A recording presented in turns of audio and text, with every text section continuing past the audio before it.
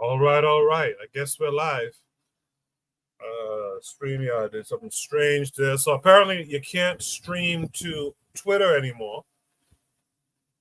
Not that I was getting huge streams off of Twitter, but apparently you can't live stream to Twitter anymore. You need a premium account. So we won't be putting up the live stream to Twitter anymore because of it. So right now we're just on YouTube, both here on the Bitter Medicine Podcast YouTube channel, as well as on KWAZ Radio. Wasn't here last week, my apologies. But we're back again this week, and we should be back for each of the next weeks for the foreseeable future. If you can hear my voice, just drop a 1 for me. I see Oni out there saying peace. So peace to Oni. Hopefully you can hear me. Drop a 1 for me if you guys are out there listening and you can hear me. What do we have in store for you tonight? Just a quick reminder. If you're not on the Discord, you can click the link down in the description of this episode. Join the Discord. You could find the channel for Shoot the Breeze, where you too can post your topics. Make sure there's a prompt as well as an attachment. A lot of you are posting just the attachment. Sometimes the attachments you're posting are hour-long videos, and you're not saying what are the timestamps, what's the prompt, what's the focus that you want us to have. And so that's why those topics are not being discussed. For others of you who I might have missed your topics for different reasons, hit me a DM on Discord. Let me know, show me the topics that I missed that you'd like us to discuss. With that said, I still didn't get a 1 yet to say that my voice is being heard. I'm just operating off of the faith that it's going through. What are we discussing tonight, though? We're going to be discussing Project 2025. We're going to be discussing Rasta and the Olympics with a special shout out tonight as well. We're going to discuss Vybz Kartel. How was he free despite overwhelming evidence against him? Black folks losing their minds this past week when he got free, as if it was, Mumia or something being freed from prison. It's wild. We're going to look at this topic here that says, are Africans in the West ready to reconcile and accept that the idea of Black love is the most strongest in a Black country? Lastly, we're going to look at the capitalist model and how it looks now for African people. So those are the topics that we have in store tonight.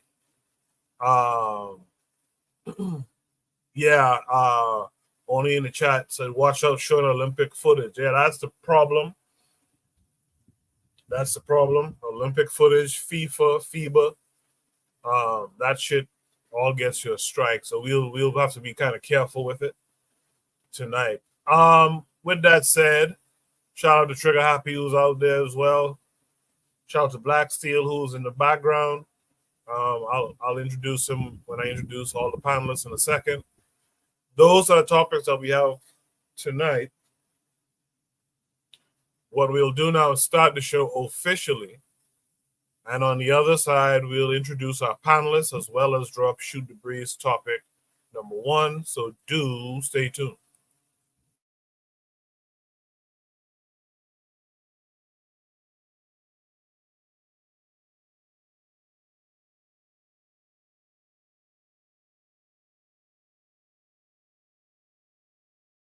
You are listening to the Bitter Medicine Podcast on KWAZ Radio.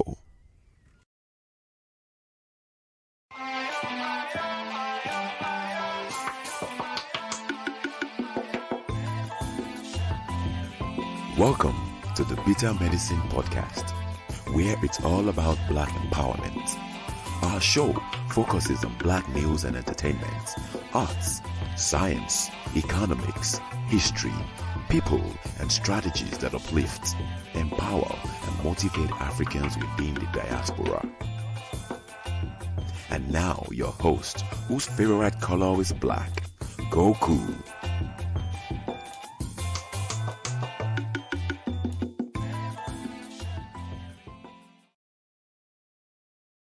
Welcome back to the Bitter Medicine Podcast. I am your host, Koku. Just want to remind you guys before we get the show rolling that this show is part of a podcast network called KWAZ Radio. There are other shows on the network you are invited to tune into. This is D Webb with the Harsh Reality Podcast, asking you to tune in where we tackle the news of the day that affects our community, only on KWAZ Radio. Peace, family. This is Oni, inviting you to listen to the pro-black perspective, where black problems are addressed with black solutions. Greetings, fam. Tune in to The Learning Curve with me, the revolutionary matron on KWAZ Radio. You are listening to the Bitter Medicine Podcast on KWAZ Radio. Yes, indeed. Welcome back to the Bitter Medicine Podcast. I am your host, Koku. I was not here last week, so apologies for missing last week. It happens sometimes. With that said, though, let me introduce all the panelists who have joined me so far this week. First of all, let's start with Black Steel. Black Steel, how are you this week? Peace and blessings to everyone in the chat and everyone listening. How you doing, Koku? I'm doing great. Thanks for coming through. I'm doing great as well. Thanks for coming through. With that said, let's welcome in Oni this week. Oni, how are you? I'm cool. Just missed last week, but I'm here now. And I know you missed it, so I was just whatever. yeah. Thanks for coming through. Last but not least is Bwana Hagaziki. Bwana, how are you this week? Cool. Can you hear me? I can. It's a little choppy. Speak again. 1 2 1 2 1 2. Yeah, it's slightly choppy. But how are you this week? I'm good. I'll go on my laptop. Since you can't hear me, I'll go on my laptop to see if I can clear it up. So I'm gonna drop off a minute, but I'll be back.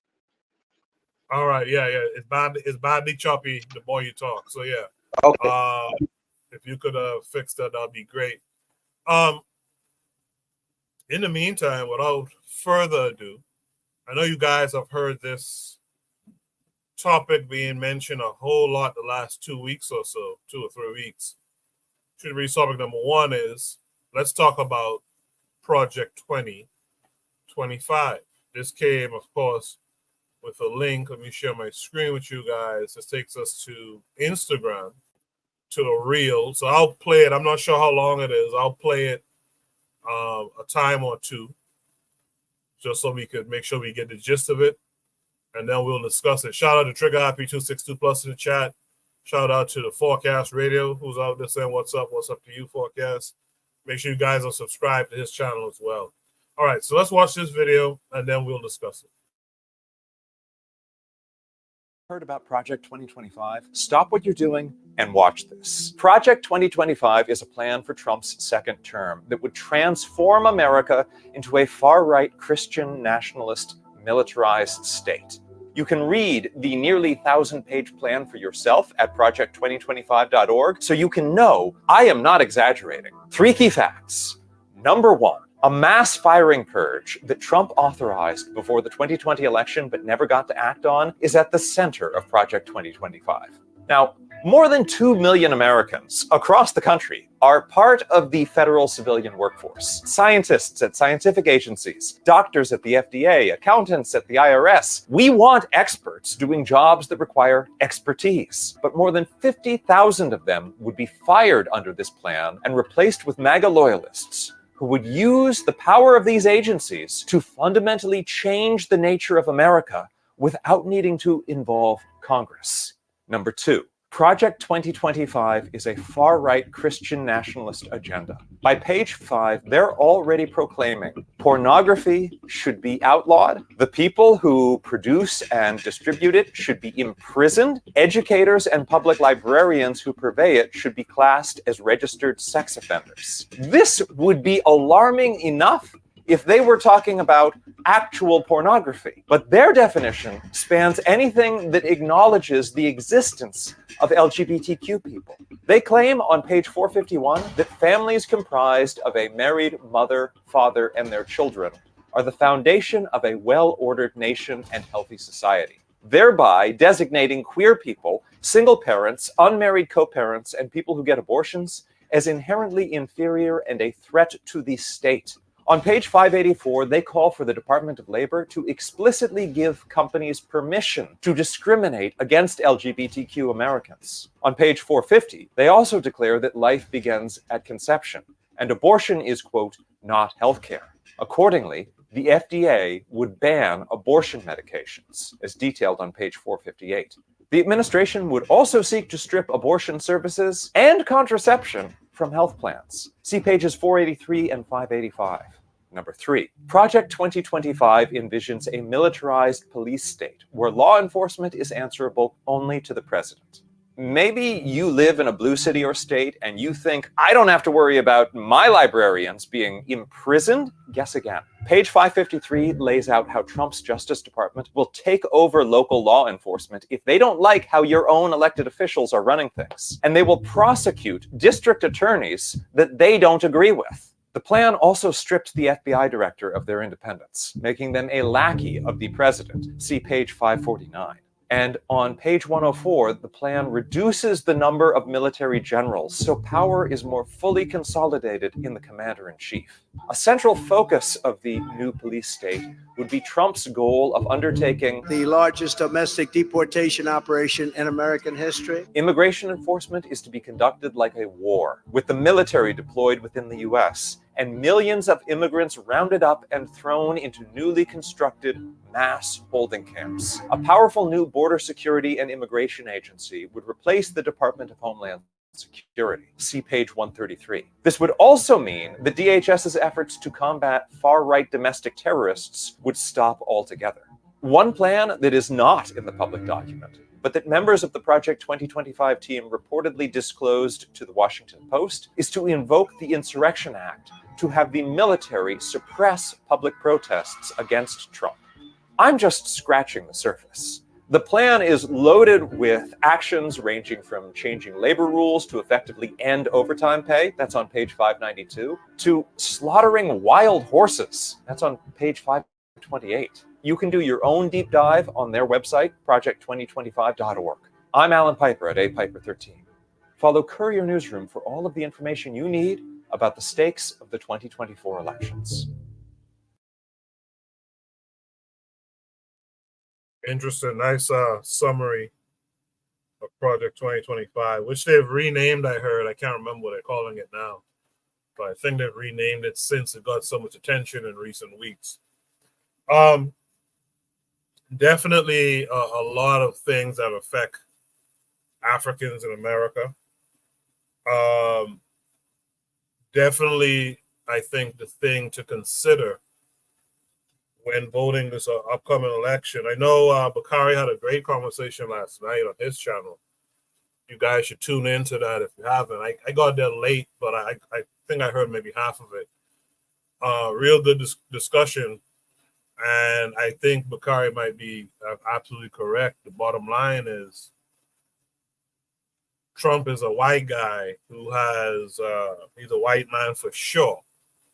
And he has definite anti-black policies in mind. So we should be very careful of Trump, even though, Kamala might be cosplaying at times. We should definitely be careful of Trump. With that said, let me hear from Black Steel. Black Steel, what say you to this Project 2025? So it's funny, they kind of, Project 2025 has been around for a while. I remember having, talking about this, on this program a while back. But it goes back, I think, almost to, I would say, back during Trump's presidency. But I just want to say that, first of all, I'm not, we understand the danger that such a program would pose to Americans of the United States. So I understand that. The only thing I would say is that for African people, we've been under Project 1619. We've been under Project 1877 forever. Many of these plans and policies that are in place have already been enacted. For example, this is a little known stat, but 98% of police officers who kill somebody escape prosecution. So Trump wants to just get rid of them last 2% of people who do get charged, right? So it's very rare for a police officer to kill somebody in the line of duty to get charged, which is what Project 2025 is calling for, immunity for police officers. Another thing he mentioned about abortion being made illegal. Well, now that Roe versus Wade has been repealed, it's up to the states to make abortion illegal. So many states have made abortion illegal up to, I believe it's six weeks. Yeah, 6 weeks, which is usually before a lot of women even know they're pregnant. So we're starting to see these things have already been enacted. Many states, like for example Texas, they pull money from the public schools and put them in private vouchers to ensure that the private schools are a better quality than the public schools, which really reduces the number of people who are educated. Republicans usually tend to prefer people to be less educated because that means less people coming out to vote. So it looks like many of the things and policies and things that are in place for Project 2025 are already in effect. So I really wonder why they're bringing it up so much now. And you have people like Taraji P. Henson mentioning Project 2025 at the BET Awards. Why is she mentioning it now? To be fair, what I think it is the Democrats understand that this is their election to lose. What they do, they don't really they rarely mention their policies or what they have planned. What they're really saying is, hey, don't vote for Trump. Be scared of Trump. Vote for us. If you don't vote for us, you'll get Trump, right? But there's no real examination of what they're offering to the society, to the people. What is it that you are? What are we gonna get for giving you your vote? And the response is, well, we're not Trump. Okay. And I think that usually works for most people. I am not most people, but I do believe that the fear of Trump coming back and enacting these policies that are already really, many of them are in effect right now. Because the idea is what they call it the unitary executive theory, which is something that says that the president of the United States possesses the power to control the entire federal executive branch. Now, those of you who don't know, the American government system has checks and balances built into it. In theory, I say, so that way one branch of government doesn't get too powerful. So Congress can pass a law, but the president doesn't sign it, he can veto it, right? That's a check on the legislative branch. The president can rule for something, but if he has 2/3 of majority in the House or the Senate, they can override the president's veto, which is supposed to play off each other, so that one branch doesn't get more powerful. But what Project 2025 is saying, that the president has complete control over the executive branch, almost like a king, which is, in opposition to what these original founding pedophiles and rapists originally planned for, right? Because they came from a monarchical system where a king had absolute power. They didn't want to reproduce that. So I'll go ahead and try to land this plane. Of course, we don't want Trump president. But then again, I just question what is it that the Democrats are giving us other than not Trump. I think that too many times we confine our political engagement to just voting every 4 years and don't do the work and the organize in between that time. We have to become more politically astute instead of just voting for president. We look at voting almost like two competing football teams. I want the Tampa Bay Bucks to beat the Atlanta Falcons. We're not looking at the policies and the platforms and what these two differing political people, these parties bring to us, and then how they differ, but then also how do they align? Like, what do they all agree on? One thing they all agree on is foreign wars, because both parties support the genocide in Palestine, the genocide in the Congo, and in Haiti. That's one thing they both agree on. So whether you get Trump 2025 or Harris 2025, you're going to continue to have the onslaught on the global South and the Middle East and across the world. So I think that when you're looking at which political party you're voting for, you should probably look at which party would be best to organize and resist. Who would be the easiest person for you to fight against? Because we have to understand this political system is no friend to African people, whether here in America or abroad. I'll leave it there. Thank you. Appreciate that, Black Steel. Thanks for that thorough analysis on your part. Let's hear from Oni next. Oni, what say you? I might have to say that I kind of agree with Black Steel, which is anyway. But don't do me like that. but anyway, what I would say is yeah, the Democrats do this before Trump even dreamed about elections.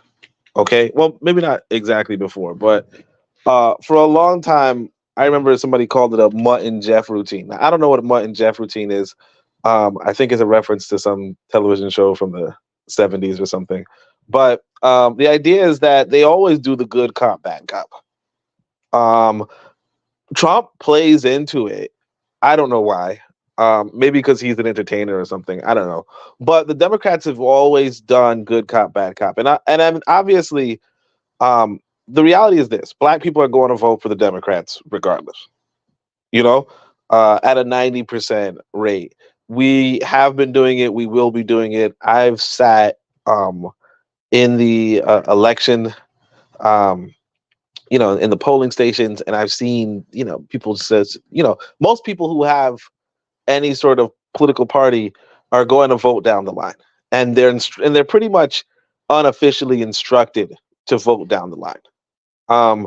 So, for me, it's like, it's almost a moot point. We're going to vote for Kamala Harris.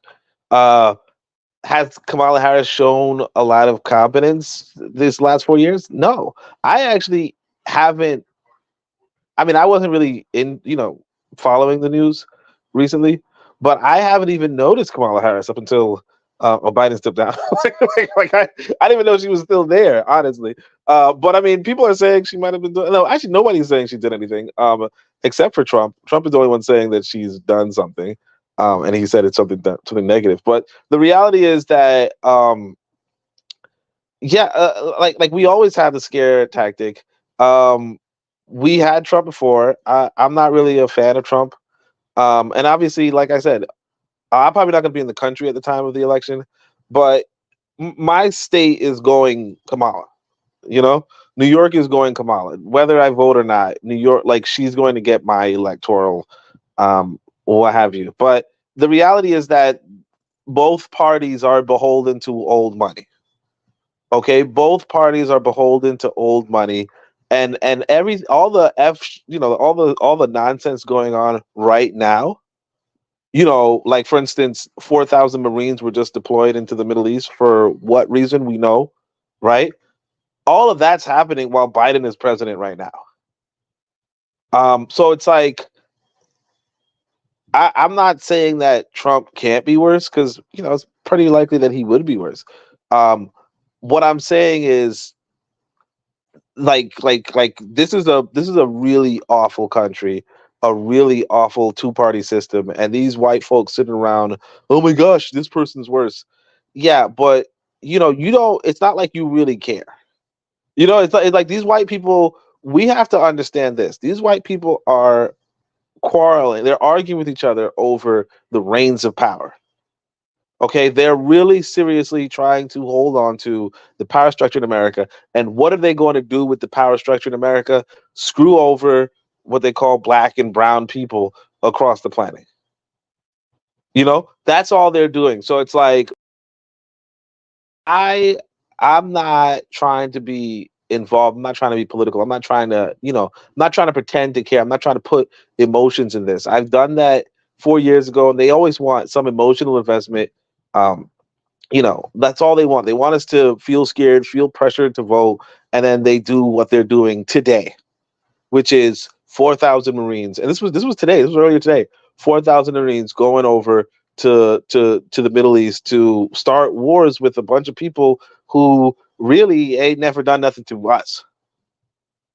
But or even like right now, what they're doing with Venezuela, which again, where's Venezuela? I mean, I just saw it recently. It's a huge country in South America, and because the guy's sitting on a large world reserve of oil, Biden and them are trying to say he didn't get elected, like he stole the election, and they're trying to probably send troops over there.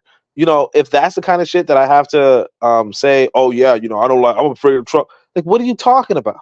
You're invading other countries because their election results aren't what you want, and you're the freaking party talking about democracy. Come on. But I mean, yeah, for me, it's like I'm not really a fan of. I mean, like I said, if push comes to shove, I go Kamala, obviously. But the reality is that there's no sense for me to be enthused about it. Yeah, I appreciate that last sentiment, especially about being enthused about it. With that said, by the way, shout out to KW Don 7 out there in the chat. Shout out to Jose Bronze out there in the chat. I think I shouted out Trigger Happy earlier. Brother Bakari in the chat said peace and black power to everyone. So with that said, let's welcome in Brother Bakari to the panel. Brother Bakari, how are you this week? I'm great, man. I'm great. How about you? Good. And how about everybody else? Yeah. I hear people. I just heard the two things that was said. You don't have to be enthused about voting for anyone, but to accuse of Democrats of trying to scare people to vote this time, and I'm not Democrat, no Republican, I'm black. That's utter nonsense. That means people who saying the Democrats are trying to scare you just absolutely is not listening. It was not even the Democrats who brought up Project 2025. First of all, that was who spread Project 2025 was actually the MAGA-Potamians, the Trumpeteers. Donald Trump and the conservatives is the one who brought it up. And the ones who's trying to scare you into not voting is the people that's promoting Project 2025. That's why the leader of the Heritage Fund said, if Donald Trump loses, there will be a civil war. That's why that senator from North Carolina can say it will be bloodshed if Donald Trump loses. That's why the governor of West Virginia said if Donald Trump loses, they're going to be completely unhinged. Now, I don't give a damn about me, honestly. I know they're going to probably eventually attack, but I don't care about the people in the Middle East and don't give a damn about the people over there in Palestine. I'm black, so I worry about black business. So when we go to talking about what's going on over there and what we know somebody is going to do in the future, well, we do know Donald Trump was president before, and we do know the Sahel. Donald Trump did bomb the Sahel over in Africa, now the Sahel states.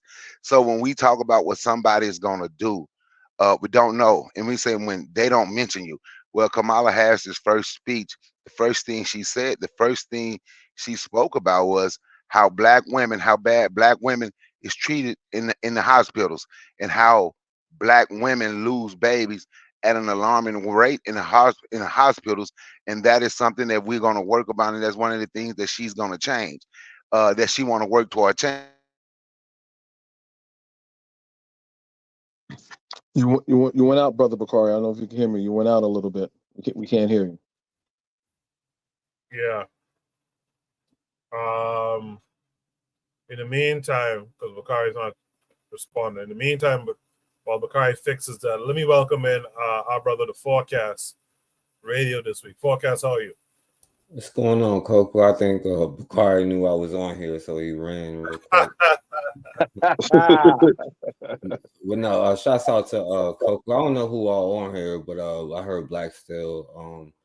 I know Bawana on here. Only shouts out to all of y'all. Shouts out to you, Coco, Bakari. And Kofi. Yeah. I'm just really coming on just to, kick it with y'all tonight. I'm actually like kind of all like election stuff out. I know it's gonna get crazy the next few months. You know what I'm saying? Like, and it's crazy because this time, like, I remember like how it was last time on YouTube. Like, but now everybody is political experts now. No matter, you know what I'm saying, what side you on. You know, and I guess at this point I'm scared of 2025. I ain't gonna be able to protest in peace. You know what I'm saying? So, but yo, I agree with what Black Steel was saying earlier. Except for like what it was like Democrats election to lose. Like I think before when I think they were saying like they were going to lose. Like Oni was saying like I think they will win the black vote. It's just how many people is going to go out there and actually vote. You know what I'm saying? Like the state of New York, I don't know if they're going to win. Maybe the black vote in New York, but I don't know about the state of New York. You know what I'm saying? Like even the dude you know, Bowman just lost up there up north, you know what I'm saying? So I'm not sure if they're going to get that because listen, like a lot of the older people who are saying, and I'm not saying it's an older or younger thing, but a lot of the people before who was like, yeah, we just got to vote Democrat no matter what, it is what it is.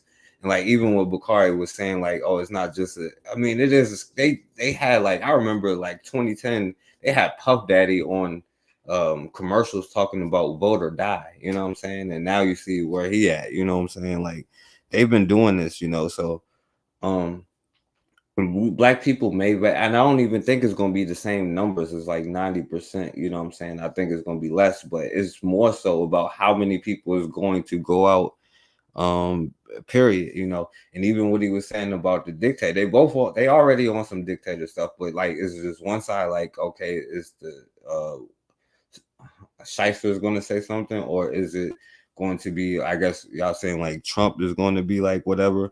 But I agree with what he's saying, because you had like Project 1984 when they privatized prisons, and Project 1994 and Project 2020, and now I guess Project 2025, you know what I'm saying? And my question is though, I don't understand why black people would be scared of, because I don't hear much like, should we want like the FBI and their army to be like weakened, and shouldn't we want their government to be weakened? Like we want them to fight. And all of it is just white nationalist arguments. It's just like both sides is like, we should run it this way, and the other side is like, we should run it this way. But it's all white nationalist arguments. And then I'm seeing more black people than I've seen in previous cycles on YouTube anyway are straight experts in the field. You know what I'm saying? So at that point, I'm like, I don't know, you know, but I'll drop it right there. I appreciate that. Forecast. Bakari's back, but I'm going to hold off to go in Bakari right now. Let me get in the brother Kofi, and then we'll get Bakari to anchor the topic. Kofi, how are you this week? I'm doing good. How are you, Koku? How you been? How was the week off, man? Sometimes you need a week off. Yeah, it was good actually. It was good. I was upstate. In fact, I was in New Jersey, so yeah, it was good. It was good. Thanks for coming through. Good episode this week as well. By the way, you guys make sure to check out Kofi's last episode. Subscribe to his channel. Kofi, what are your thoughts on Project 2025? My thoughts on Project 25 it's always been, for anyone that knows me, me and Brother Bakari is pretty much blowing the same horn. And that horn to me, in my experience, for the past 2 weeks, has been falling on deaf ears. You know, you have someone saying, I'm going to shoot you in the face. And we have people saying, not really. Are you?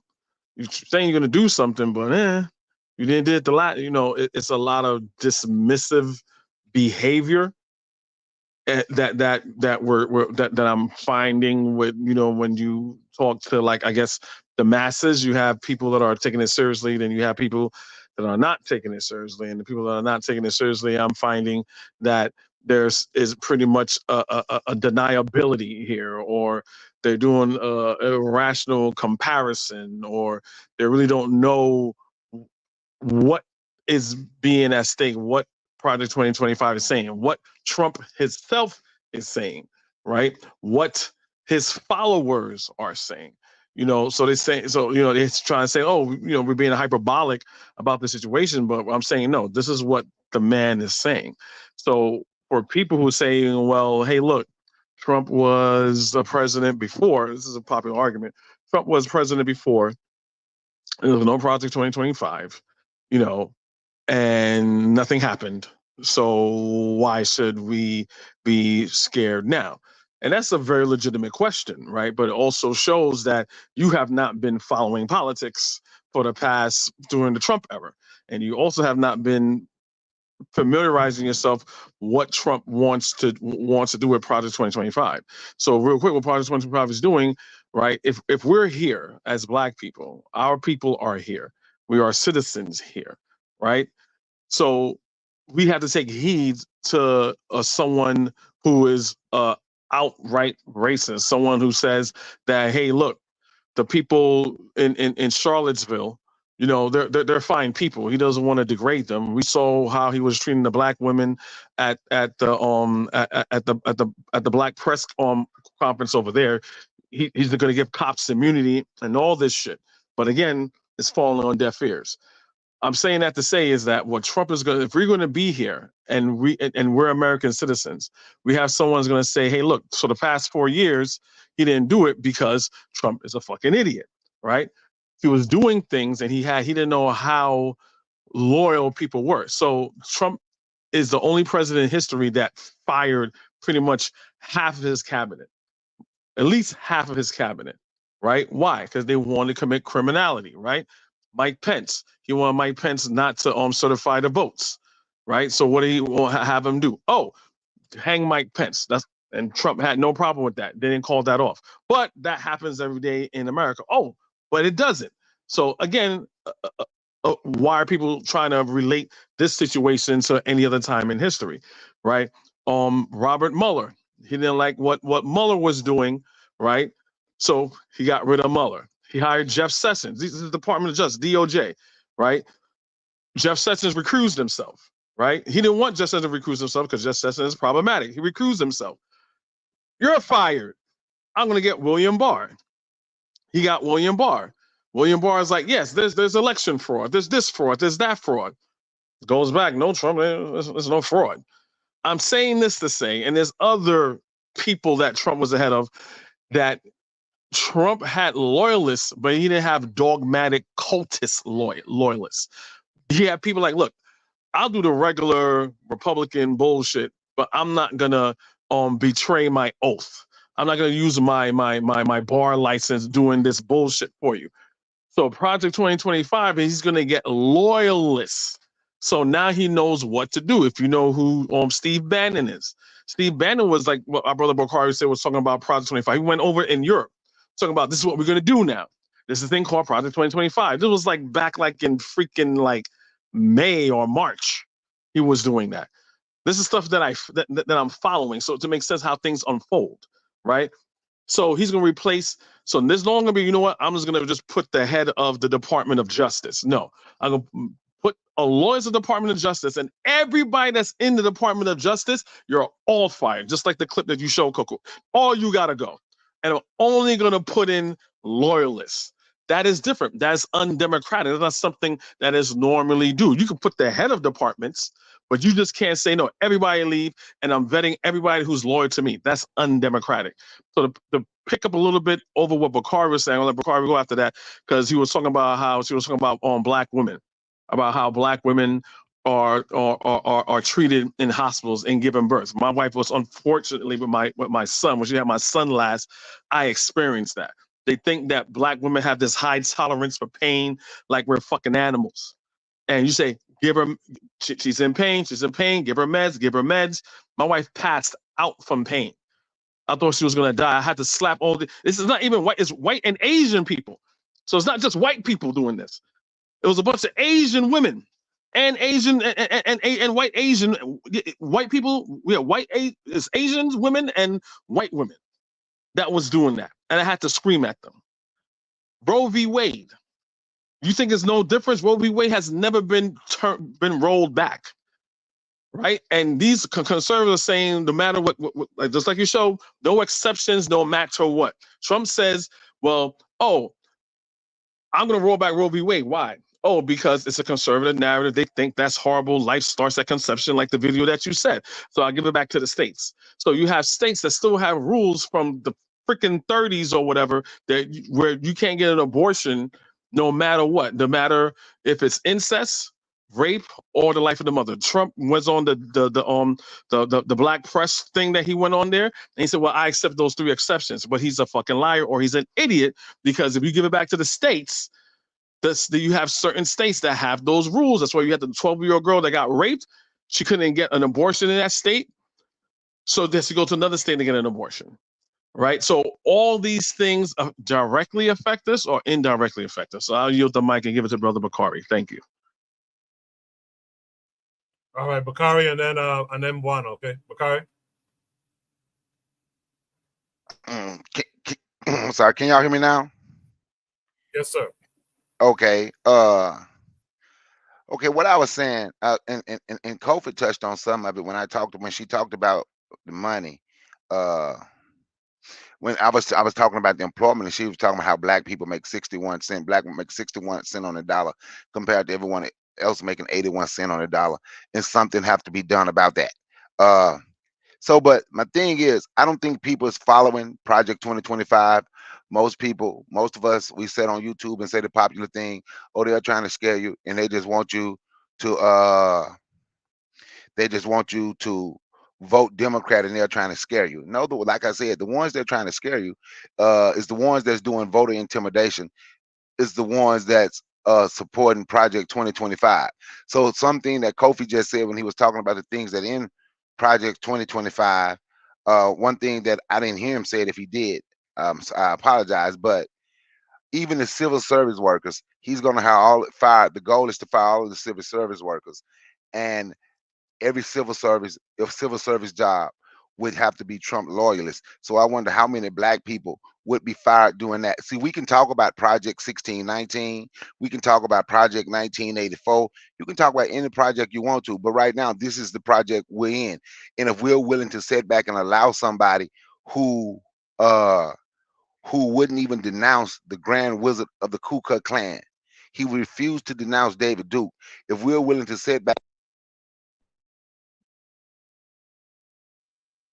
You went out. You went out Dang, again, bro. yo. Trump got a line on his phone. Trump got a butt on the mic. When you saying stuff you ain't supposed to be saying, that's what happened to you. Let's see if Bakari is there still. Hello, can y'all hear me? Yes. Now. Okay, I had a phone call. I'm sorry about that.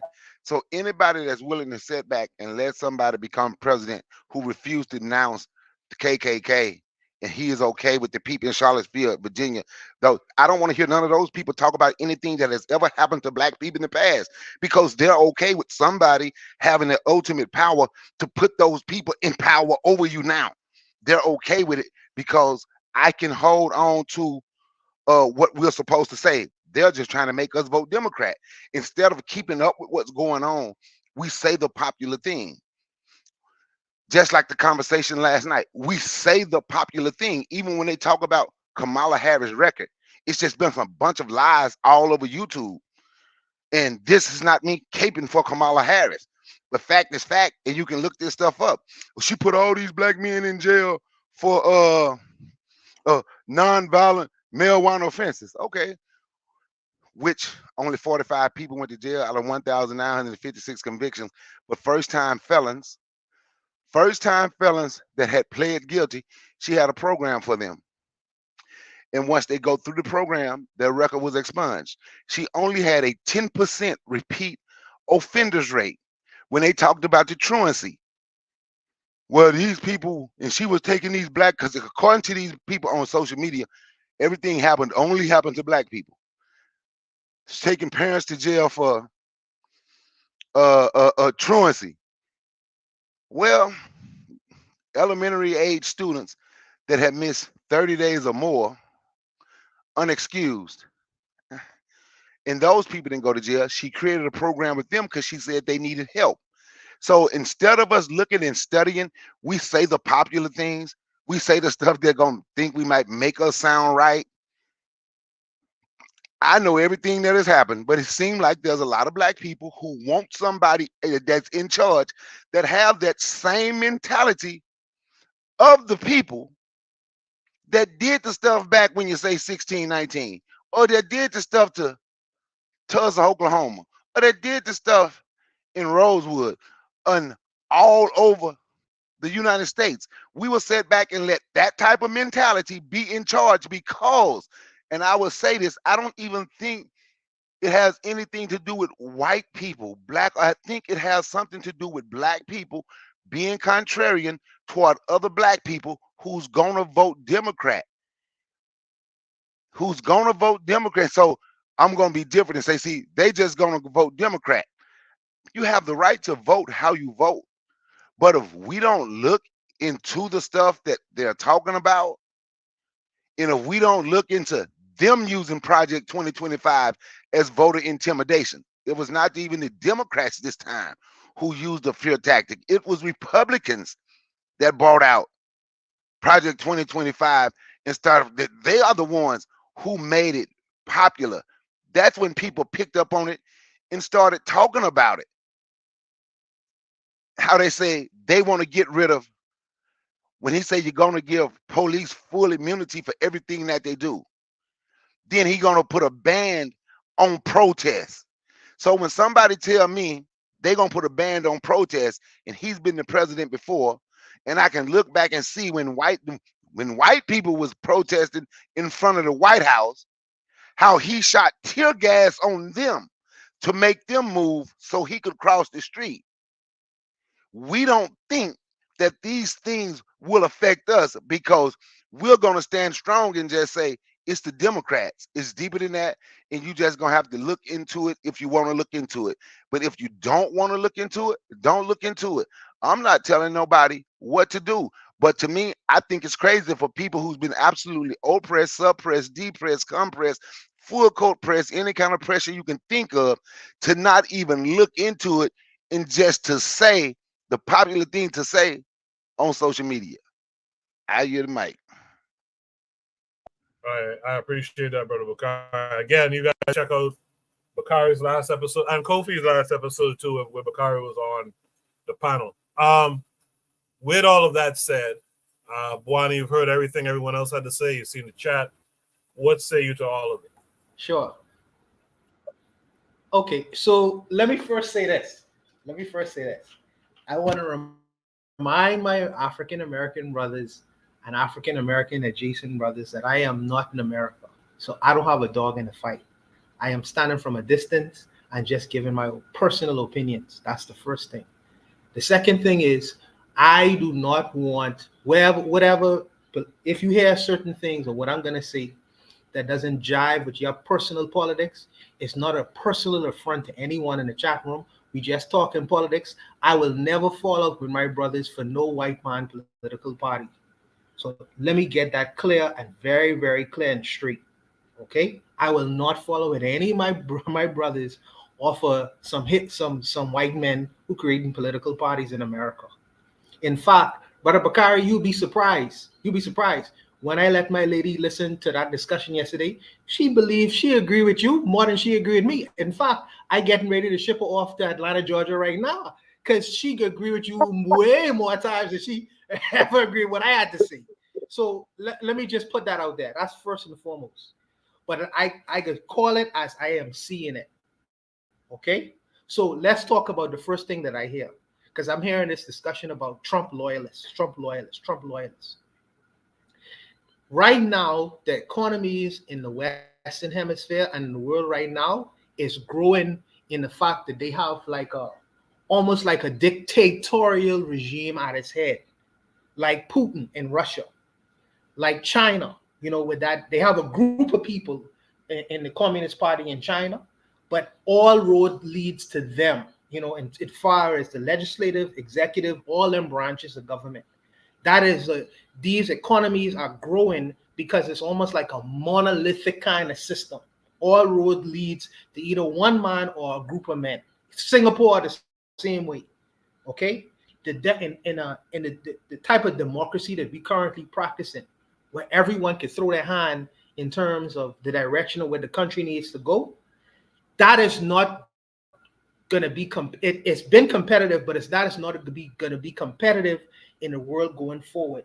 You must have loyalists. You must have loyalists that subscribe to what you're trying to do and the direction of where you're trying to go. Why? Because if you live in a situation where everyone have a say-so, if the leader decides to cut off the light and you decide to cut on the light, it's like, where do you go? You basically chasing your tail. So it needs to be a system where if you want to remain competitive in the world, that structure of government that we currently practicing, that's not feasible. I don't think it is. I don't think it is. The next thing, when the brothers say that Trump is a racist, fine. Trump is a racist. Say Trump never denounced the KKK. I would ask, just go on YouTube and type in Trump denounces the KKK and see if you don't see himself denouncing the KKK. So you don't want to be inconsistent when you say that these group of people are lying or these group of people are telling the truth. Let's give all the information out there and see where we come. Now, Trump has done some things that is very much, to me personally, I believe to be racist. But to say that he hasn't denounced the KKK, when I actually saw that on YouTube yesterday, it just ain't a true story. You know what I mean? Another thing too is with this Kamala thing. For me, Kamala is problematic. Yes, Donald Trump is problematic when he talks to black people, talking about my black Americans. Yes, he's problematic when he's referring to selling tennis shoes and him being a felon, that the blacks gonna love him more. That is very problematic and it is extremely racist, absolutely. But when Kamala Harris says, hey, we smoking dope in school, in college, listening to Snoop Doggy Dogg, who is she trying to appeal to? Who is she trying to appeal to with that? Because she would not go to the Jewish community with the same kind of rhetoric and trying to ingratiate herself to that community. Nor would she do that same thing to the Indian American community. Why does she feel that she could go to the black community and talk about how she is in college and assign herself to smoking weed and say, well, you know, I'm from Jamaica? First of all, she casting aspersions not only on black people and saying she smoked dope, but a whole country of black people called Jamaica. She wouldn't do that but the Hindus, why is she doing that about the Jamaicans? I have a problem with that. When you say that, yes, we're going to do all these things for black women because black women need this and need that, bro, black men in America are at a default too, bro. They are in a serious crisis as well in terms of unemployment, in terms of all kind of different issues. So you telling me about prison reform, I need to know some more rather than just prison reform. Because the black men are asking, what are you going to do for me? You're going to do all these things for women? That's great. Black girl magic. You need to tell me specifically outside of the prison reform, because I ain't never been to prison. What are you going to do for me? And the majority of black men ain't been to prison. You know, you talk, what we heard yesterday, Brother Bakari, is the women addressing the issue of immigration. You say the Democrats have sent more immigrants out of the country, you know, as they have with the Republicans. But the reality is, it seems like the Democratic Party have embraced illegal immigration, in particularly in places like New York City, where you see a flood of illegal immigration and them getting more privileges than the black Americans themselves. That is a very problematic issue. And if you're standing on that thing, you have to ask yourself, it seems like the black Americans rolling in their hands and saying, well, if you could do all these things for these illegal immigrants on the streets of New York City right now and other places, what you doing for us? Because you ain't seem like you've been doing nothing. Another thing too is Kamala Harris, like Donald Trump, I think she was elected undemocratically. They didn't know the Democratic ticket didn't put her against other people who wanted to stand in her place and say, and then have them choose to have her as their leader. She just was decided upon. That's not how democracy works. That's not how democracy works. I'll get back to the Project 2022 situation. Another thing too is this whole issue of, I believe, for me, you say that Donald Trump is a racist. I believe that Donald Trump is a racist, but Kamala Harris, she seems to hate black men. She seems to hate black men. She seems to follow the philosophy that black men ain't shit issue. So why do I say that? Because she never talks about her father, not once. She doesn't address him once, you know. And she married to you know who. She married to you know who, you know. So she seemed to practice black men ain't shit politics in front of my face. You know, to me, there's an issue there that's not being discussed and dialogued about.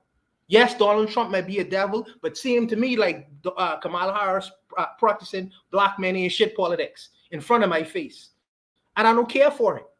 I don't care for it. You know, you could take care of that. When you see pictures of her, you see all these Indian people and white folks. You see her with her husband, who she take care of the white man, the white kids. But I'm asking myself, what happened to the black men? There was a picture on what we talked about on Juneteenth with Kamala Harris with a white husband and the black man in a dress and long hair.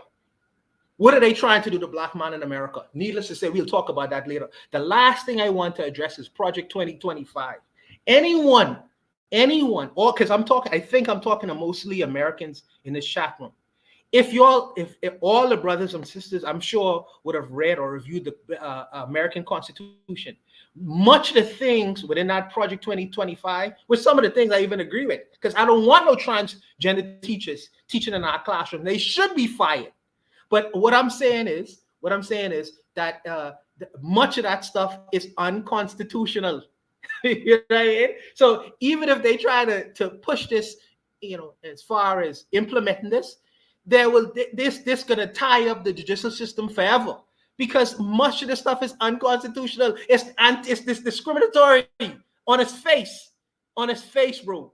You know what I mean? So it's problematic to me the fact that all the black Americans are in this chat room. You all know the Constitution. You all know that much of this stuff is discriminatory. How is the president of the United States going to get away with that? He can't, because he can't. You can't, unless you're planning on getting rid of the Constitution, and unless the Project 25 is talking about getting rid of the Constitution itself.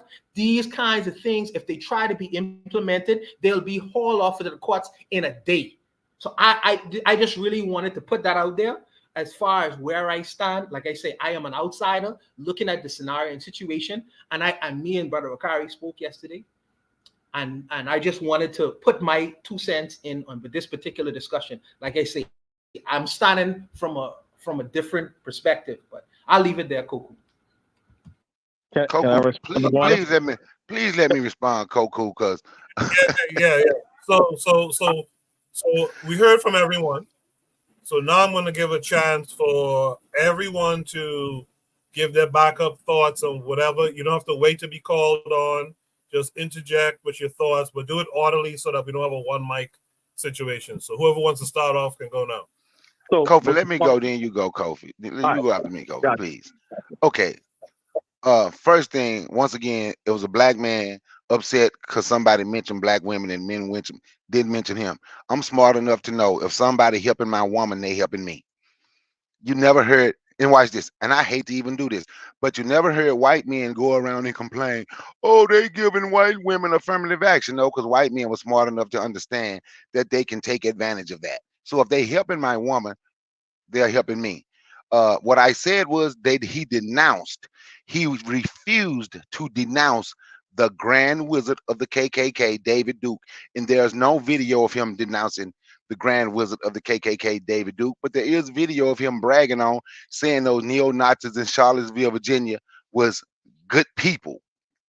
And it sounds like most black people on here, they're talking, they say the popular thing, they haven't truly studied it. So when you say haven't studied none of Project 2025, they say something that sounds good. So when you say they want to change the Constitution, yes, that's what they want to do. That's why Donald Trump wanted his people in place in the Supreme Court. So now what they want to do, anything that the president do, as long as it's labeled official, it can't be overturned. So it's deeper, it's deeper than you just talking and haven't looking into it. And that's the thing about it. When I say this, and when Kofi talk about this, the thing about it, me and Kofi will talk about this, and we're talking about stuff that we've read and we've looked up. Most people on here talking, I'm not saying all, but most people talking, they're on here just talking, touching on points, or touching on something that sounds good. So once again, Bawana is not allowed ever. He's allowed to come on my panel. I'm gonna make sure I say that first, but he can't. He cannot mention anything that has ever that a KKK has ever done to non-black people on my panel, because he's the type of person that's okay. He's the type of person that's okay with a guy who refused to denounce David Duke, the Grand Wizard of the KKK. He's okay with Donald Trump bragging on there's good people on both sides talking about those neo-Nazis in Charlottesville, Virginia. So we want to have it both ways. We want to be able to talk about every time we build something, they just beat us up so bad. But now in 2024, well, I don't want a gay woman. I don't want a man teaching, whatever he said about the teaching. But what you don't understand, if you read Project 2025, the goal is to get rid of the Department of Education. So there won't be no gay person teaching our kids. There won't be nobody teaching the kids. That's the thing. They want to get rid of the Department of Education. And that's why I say we haven't studied this stuff. We just want to talk about it.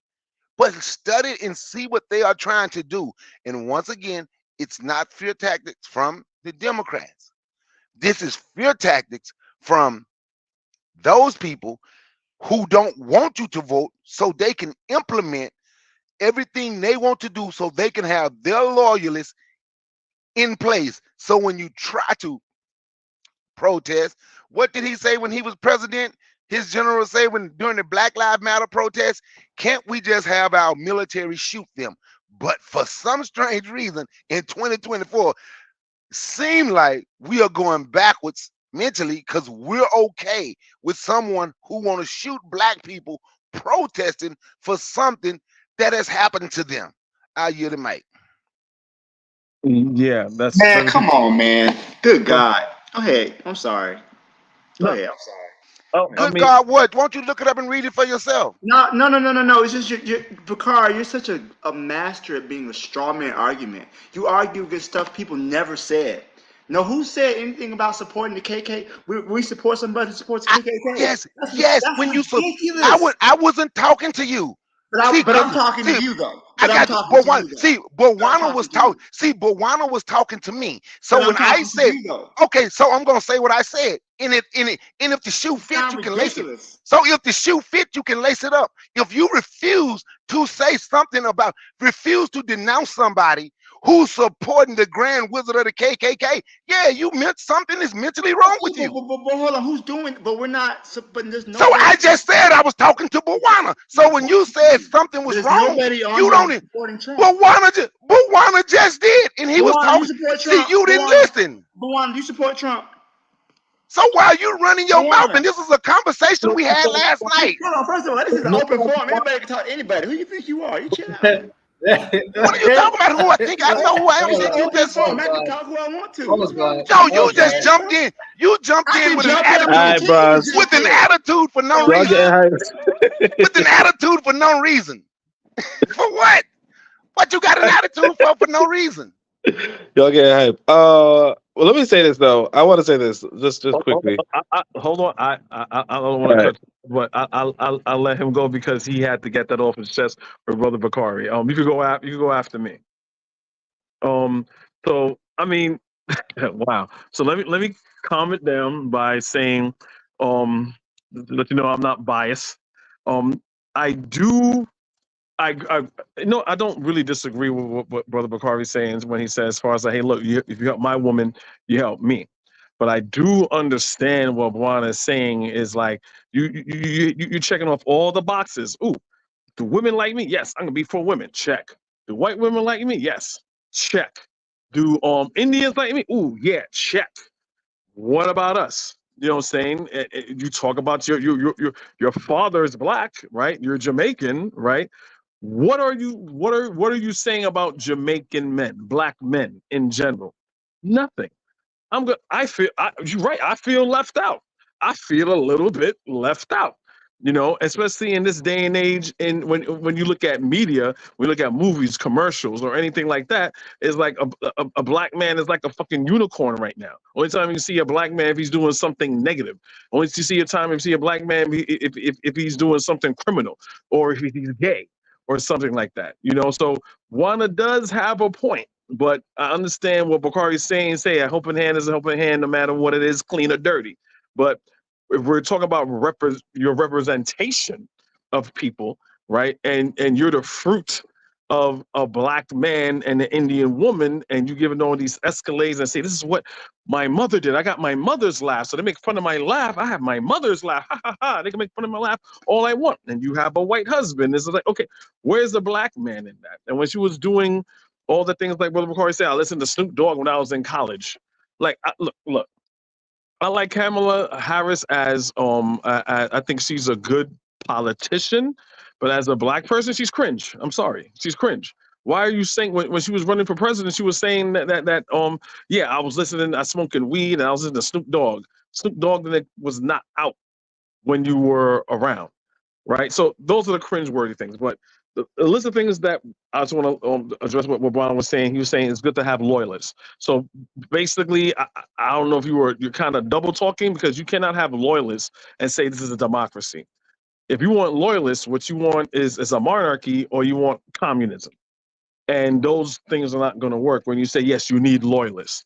No, you need people that are loyal to you under the guise of the Constitution, which Donald Trump said he wants to get rid of, under the guise of the Constitution, right? And Trump wanted to be a dictator. So those two things can exist in the same in the same space, right?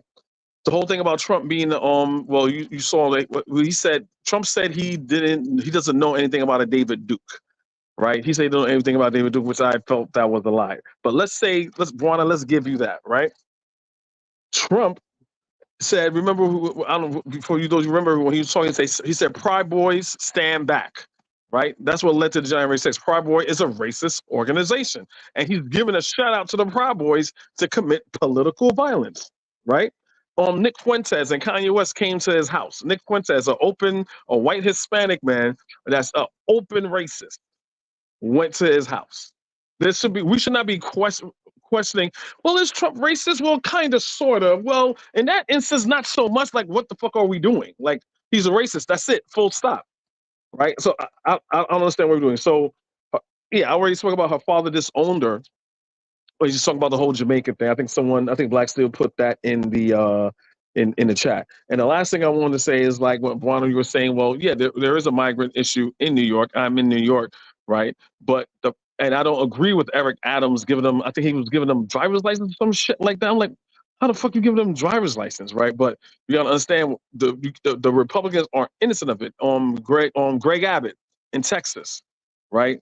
He was such a sore, how should I put it? He put a whole bunch of Mexicans and migrants on the bus, and he sent them to New York and to, I think, Martha's Vineyard or somewhere up north, and say it's your problem. They're now suing him for human trafficking. So the influx of immigration that's happening in New York is also contributed to the Republicans. So everything else you said, Juan, I agree with. You know what I'm saying? No one's not really, hey guys, come on, we're all on the same page here. You know what I'm saying? We're just different ways of us just seeing the issue. But I'll yield the mic. Everything else, Juan, I agree with you. I just wanted to address those points. Real quick, and by the way, it was the Republicans. It was the Republicans that just knocked down the migrant bill. So when people talk about immigration, once again, when I say they haven't studied and read stuff, they say the popular talking points. That's what they do. Look up the bill and look and see who just stopped the migrant bill, the immigration bill from passing. It was the Republican, the conservative, and that's all. And instead of just looking it up, we say the popular stuff. Real quick, before Oni goes, real quick. I was sent this to play, so let me play this really quick. Racism is evil. and those who cause violence in its name are criminals and thugs, including the KKK, neo-Nazis, white supremacists, and other hate groups that are repugnant to everything we hold dear as Americans. We are a nation founded on the truth that all of us are created equal. We are equal in the eyes of our Creator. We are equal under the law, and we are equal under our Constitution. Those who spread violence in the name of bigotry strike at the very core of America. 2 days ago, a young American woman, Heather Heyer, was tragically killed. Her death fills us with grief, and we send her family our thoughts, our prayers, and our love. Yeah. So sorry, go ahead. Sorry. So that was, I was asked to play that. I know Oni wanted to go, and I think Buono was after him. Oni, go ahead. Yeah. What I wanted to say was, when I mentioned the fear tactics, and I think one of the things that we overlook in America, like some people say America's a one-party system. It just happens to have, but in typical American extravagance, it has two of them, But like, the reality is this: the Republicans and the Democrats work together. Like literally, they go to work and they are co-workers, right? So when I say that the Democrats are just doing their scare tactic, it's really the Republicans and the Democrats working together to do the scare tactic. In a sense, I don't fully understand it, obviously. But what I'm saying, when I say that, what I mean is, the Republicans always come out as overt racist, or the Democrats always accuse the Republicans of being racist.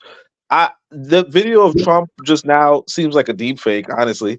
But if it's not a deep fake, it's kind of atypical for a Republican to come out and say, "Oh, I'm not racist. I'm not blah, blah, blah." Well, not too atypical, but realistically, if we go back in time, we called Romney a racist. We called John McCain a racist. We said this guy was that. We said this guy was this. And we took in every of the we took in the Democrats, blah blah blah blah. Now again, me personally, obviously, I'm a registered Democrat. You know what I'm saying? And like I said, I know Forecast doesn't believe that New York is going to go Democrat, but New York always goes Democrat. New York is so deeply Democrat, it's not even funny. It's very, and not just that. New York doesn't like Trump. Like generally speaking, nobody likes Trump here. That said, though, so the elections usually come down to what they call swing states, and it usually comes down to like 2,000 to 10,000 votes in these swing states, right? It's not, we're pretty much not. A lot of us who are not in those swing states are really not even participating in this freaking election. It really comes down to the certain enclaves, the certain states with significant electoral votes, and it has nothing to do with us, pretty much. But why I'm saying this to say is that every election, the Democrats come along, and again, I'm a registered Democrat, right? But what I'm telling you is that, and everybody notices, the Democrats come along every election to tell us to vote against these Republicans because they're so on and so forth. And it's always, this is the election that matters. It's the election that counts. It's the last election. It's the last election. And it's always been that way. Now, it could be the case of what's it called? The boy who cries wolf. And maybe this is the exact situation of a wolf. But again, like they said this before. Like they said this when it was Hillary versus Trump, right? That like the same thing that they said. Now they're saying they said the same thing they said then. They're saying now. Now, me personally, Hillary versus Trump, and again, New York went for Hillary, right? Obviously, Kamala is way better than Hillary, right? And like I said, if I'm in America in November, I would obviously vote for Hillary for Kamala. But and I don't even think that Kamala's things are cringe. That stuff about her, blah blah blah blah. And I don't think that the black man needs to be mentioned every 5 seconds. But my point is that yeah, I do think that the Democrats and Republicans. I think we have to acknowledge. Look, let's be serious. The Democrats and the Republicans are co-workers. And if Project 2025 passes or whatever, the Democrats will have to concede to it. That's it. Any other last thoughts on this prompt here before we go to Shoot the Breeze topic number 2 tonight? Oh yeah. I didn't absolutely, and I'll be very quick. Again, I understand that this is very emotive, but I am taking myself out of the emotion of it, and I am just looking at it from a person from a distance. And I don't mean no offense to anyone who can be offended by my statements, but I'll just address some of the things that I hear. So, Brother Bakari made the statement that to help black women is to help me. Okay? Now I understand what he means by that, I really do. Because in his mind, the old politics was where the black man and the black woman are united. They are in a community together with one another. So whatever affects one should affect another. But the reality is that is an old politic. Or let me just say, there's a new politic that exists, that there are some women who have disassociated themselves from black men and the black men and their function and form within the so-called community. They call themselves the divestment movement. You have the Oprahs of the world. You have the Kamala Harrises of the world. They don't want to have, they call us, you have the Cynthia G's of the world. They call us bullet bags. They say they want to disassociate themselves from us and just ascend to a higher state of being, this magical world where they live different from their counterparts because they don't even consider us their counterparts anymore. So in looking at that and that behavior, because they doing their thing over there, whatever and thing, well, we got to address our issues, our women's issues. You have to look at that with a very objective eye and say, okay, so since what happens to you, you have disassociated from me and doesn't affect me, then I have to go and address what matters to me, black men's issues in specificity. What are you going to do to address black men's issues? And you can't say talking about abortion rights, talking about what happens to women in healthcare is addressing me on the ground. So I need to have my voice and I need to have that issue addressed, specifically dealing with me. That's the first thing. That's a new politic in the world.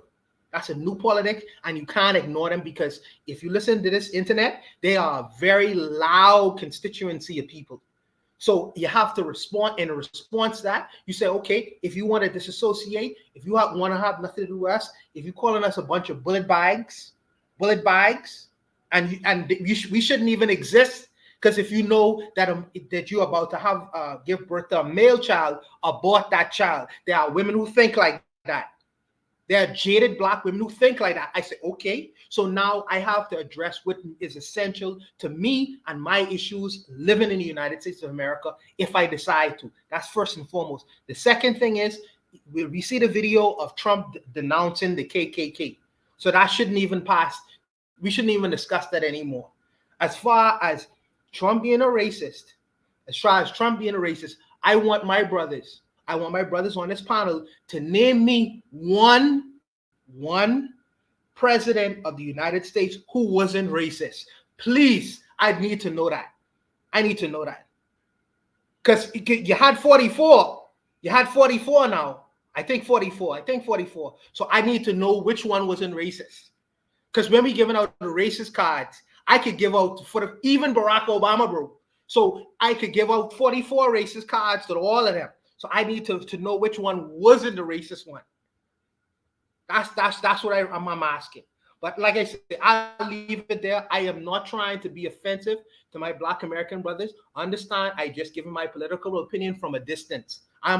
So it's just an opinion. I don't want to frustrate or in anger or cause anyone to be pissed off by a foreigner's opinion. I'll leave it there. All right, so I'll make this real quick. Nobody pissed.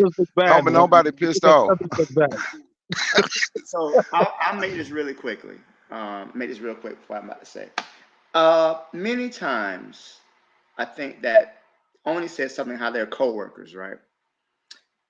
The Republicans and the Democrats. And there are many situations where the Democrats could have done something that most people wanted, and they chose not to. Like, for example, everyone's talking about abortion, whether you agree with it or not. Back when Obama was president, back in 2008, when he had the majority in the House and the Senate, they wanted him to codify the Supreme Court case into a federal law, right? And he said that was not a goal of his administration, right? Only for the Supreme Court to turn around and reverse that decision, 10 years later, or 10, 12 years later. So there are situations where the Democrats have had the ability to do things that the majority of people, of Americans want, but they don't. And then the Republicans then come and reverse it. Then the Democrats will say, well, if you elect us, we'll get that fixed. Like Biden before he quit, he said, if you elect me, I'll make sure Roe versus Wade gets reinstated. But you guys could have done that years ago, and you made a decision not to. And then when they don't live up to their promises, then they want to claim that, oh, we're being obstructed by what the other party is doing. But in reality, neither one of them really support any progressive reforms for the American people. I remember how when Bernie Sanders was running for president, I got my issues with Bernie Sanders, but the entire Democratic establishment came down to crush Bernie Sanders' campaign. All of them did. They fought harder against Bernie Sanders than they fought against Trump. And that is a fact. So what we're seeing is that many times when there are opportunities for the Democrats to make a move, they don't. And then the Republicans get in power and they do. Then we have to say, well, if you want these policies to be stopped, vote for us. When in reality, you could have stopped them years ago if you wanted to. So I'm just speaking to Oni's point about why these two, they're co-workers, they work together. They both support the same corporatist, capitalist policies. Corporations run Washington. And one really quickly, one brother asked, why would black people, we should support the FBI being taken away. And what I want to say is that many of the gains that black people have fought and won throughout our history, right, have been a result of federal intervention. Federal laws, the Supreme Court coming down. So that's why they're really trying to attack these various institutions. We already see the Supreme Court has been completely corrupted. It's 6-3 conservative justices. They're gonna get rid of everything that helped move black people incrementally in this society. So that's why they're coming at the executive, because of the whatever meager support that the federal government has been to help black people, buy a home, have some protections under the law. They want to get rid of all of that. So I'll stop. I'll leave it there. Hey, brother, can I ask you a question? Cause I asked that question. Yeah, you did. I'm sorry. I just wanted to say, because I'm not saying like why they're doing it. I'm saying like why the hell do black people care? Because like, if we know like the beginning of the FBI, what the FBI is there for, like why are we so? That's what I was saying. Why are black people care so much about the FBI? Maybe not so much the FBI, but I think definitely Department of Education and the Department of Justice, which are also under the executive. So maybe not. We don't care about the FBI because, yeah, they don't really give a damn. They help support the police and everything else like that. But I think more so the Department of Education, Department of Justice, and then there's a lot of black people who are employed within the executive branch. I think even though we make up such a small percent of the population, we're overrepresented in federal jobs. And I think that's one reason why we're concerned, because if they eliminate that, a lot of black people are going to be out of work. So not so much maybe the FBI, but the other departments is why they're concerned about Project 2025 eliminating that. This is what I want to say. When they say what haven't she said about black men, I'm gonna be honest, man. It does tickle me at times. Like, damn, man, we this soft. So I asked Bawana, what has Donald Trump said he gonna do for a black man or a black woman? I don't get. I just don't get it. Me personally, and I can tell you this. I mean, my my political party is black. I'm not a Democrat, no Republican. I'll vote either way that I think will help. What I think will help black folks. So maybe I'm just gonna get like everybody else. I'm just gonna fucking do what's gonna help me and say the hell with everybody else because it seems like that's the way that black folk is going now. But what does Donald Trump say he gonna do for a black man or a black woman? He won't. They won't be able to answer. They won't be able to answer that question because if anybody asks him, he has never answered a question. Only thing he do is get rude and disrespectful if you ask him a hard question. And I just don't. It tickles me to see all these black men. Donald Trump got a BBL because his ass had to get bigger with all these black men ass starting to be in all these black men mouth just on it. They fighting for room. I don't get it. And I'm not saying that to be disrespectful, but to me it's just crazy. I don't understand it. In everything that this man has said or done and do, it can completely be ignored because Kamala Harris mentioned black women and didn't mention a black man. To me, that's just crazy. I don't get it, but it also show where we are.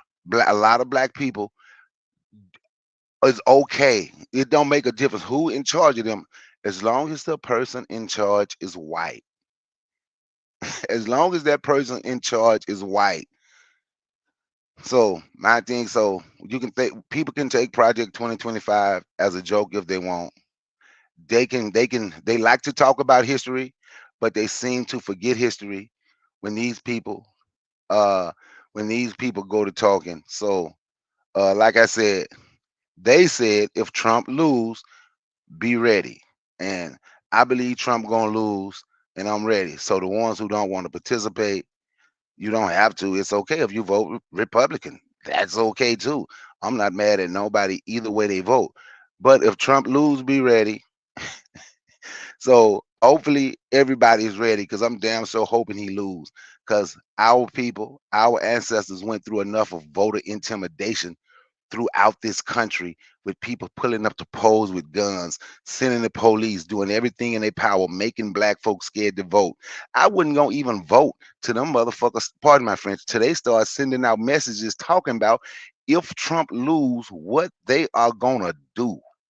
Because I do know if this country got a cold, black folk got pneumonia. So if they fight in this country, don't think your black ass is off that list. So I'm just saying, be prepared and be ready for whatever.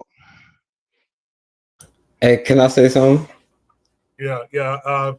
Just make it brief for me, please. Go ahead. Okay, I'm sorry. No, never mind. I won't say nothing. I'm good. No. Go ahead, but just make it brief. No, I'm good. I'm not gonna say nothing now. I'll take your spot and I'll make it real brief. Someone said that all presidents are racist. What I was saying, but to put the caliber of Trump as your everyday average racist is ridiculous. So George Bush is racist, right?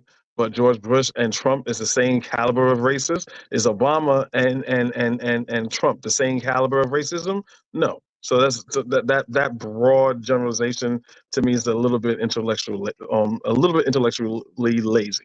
But that's it.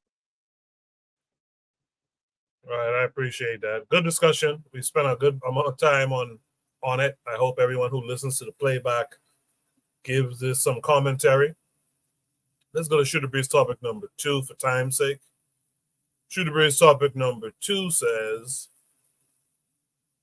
Rasta and the Olympics. This came with a link that takes us to I Never Knew TV. Got to be careful with them. Their intros get me a strike every time. So we'll watch the video and then we'll discuss it after. Well, with great joy, I welcome Laurent Tippy. I agree. Alfred here. Yes, I sir. never knew TV fight. What's going on? Everything blessed, Junior. What you say? Serious thing. It's been a long time coming, right? For years, we've been talking about this. Yeah, and everything lined up. So Give thanks for having us. All right, cool. We want to get right into it because for those who don't know, this man has it's like almost a Forrest Gump vibe, bro.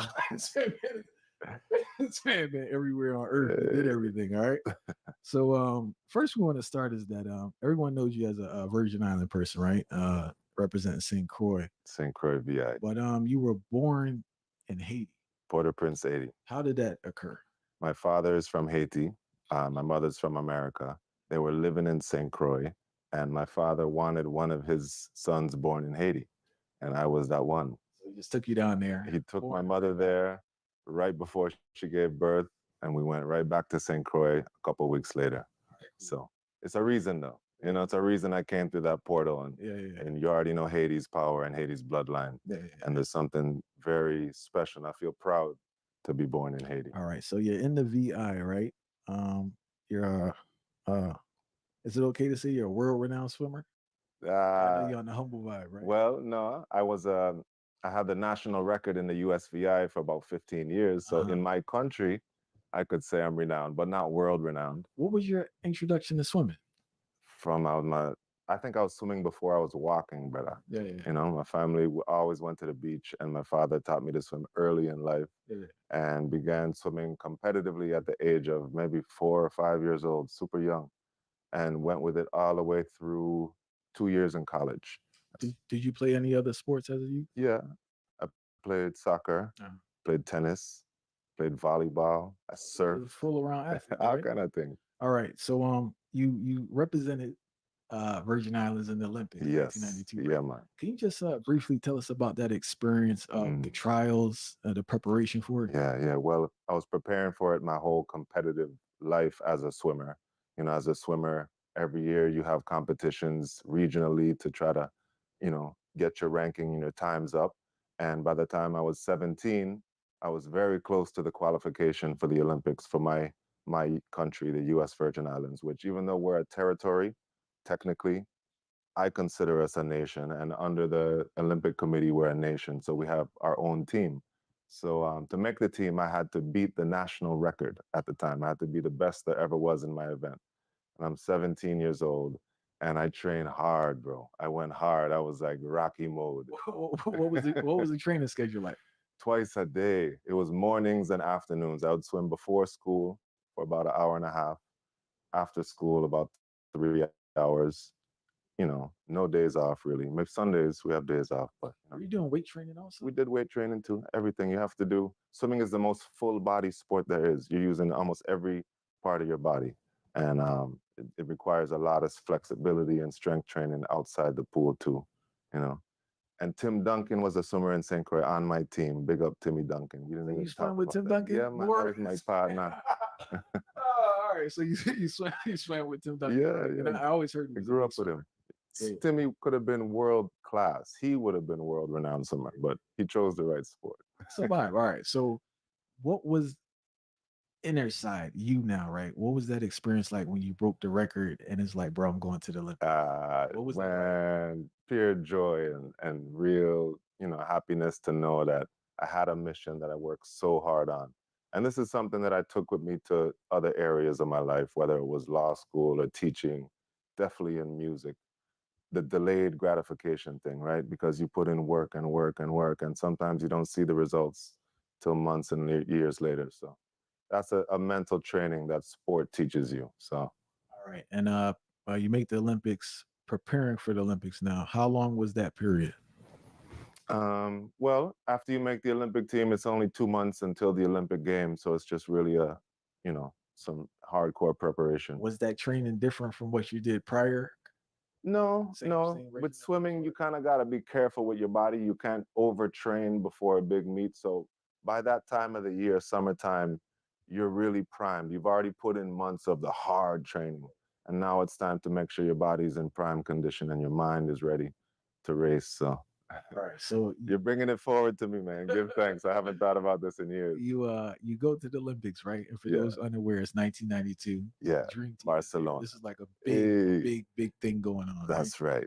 Um, I would argue that's one of the biggest hype Olympics I've remembered in the longest time. The opening ceremonies, I never forget it, bro. Because of course that was the iconic bow and arrow with the flame. The man had the flame on his arrow, shot it over the people. If he had missed, some people would have dead on fire, but he made it right over the cauldron.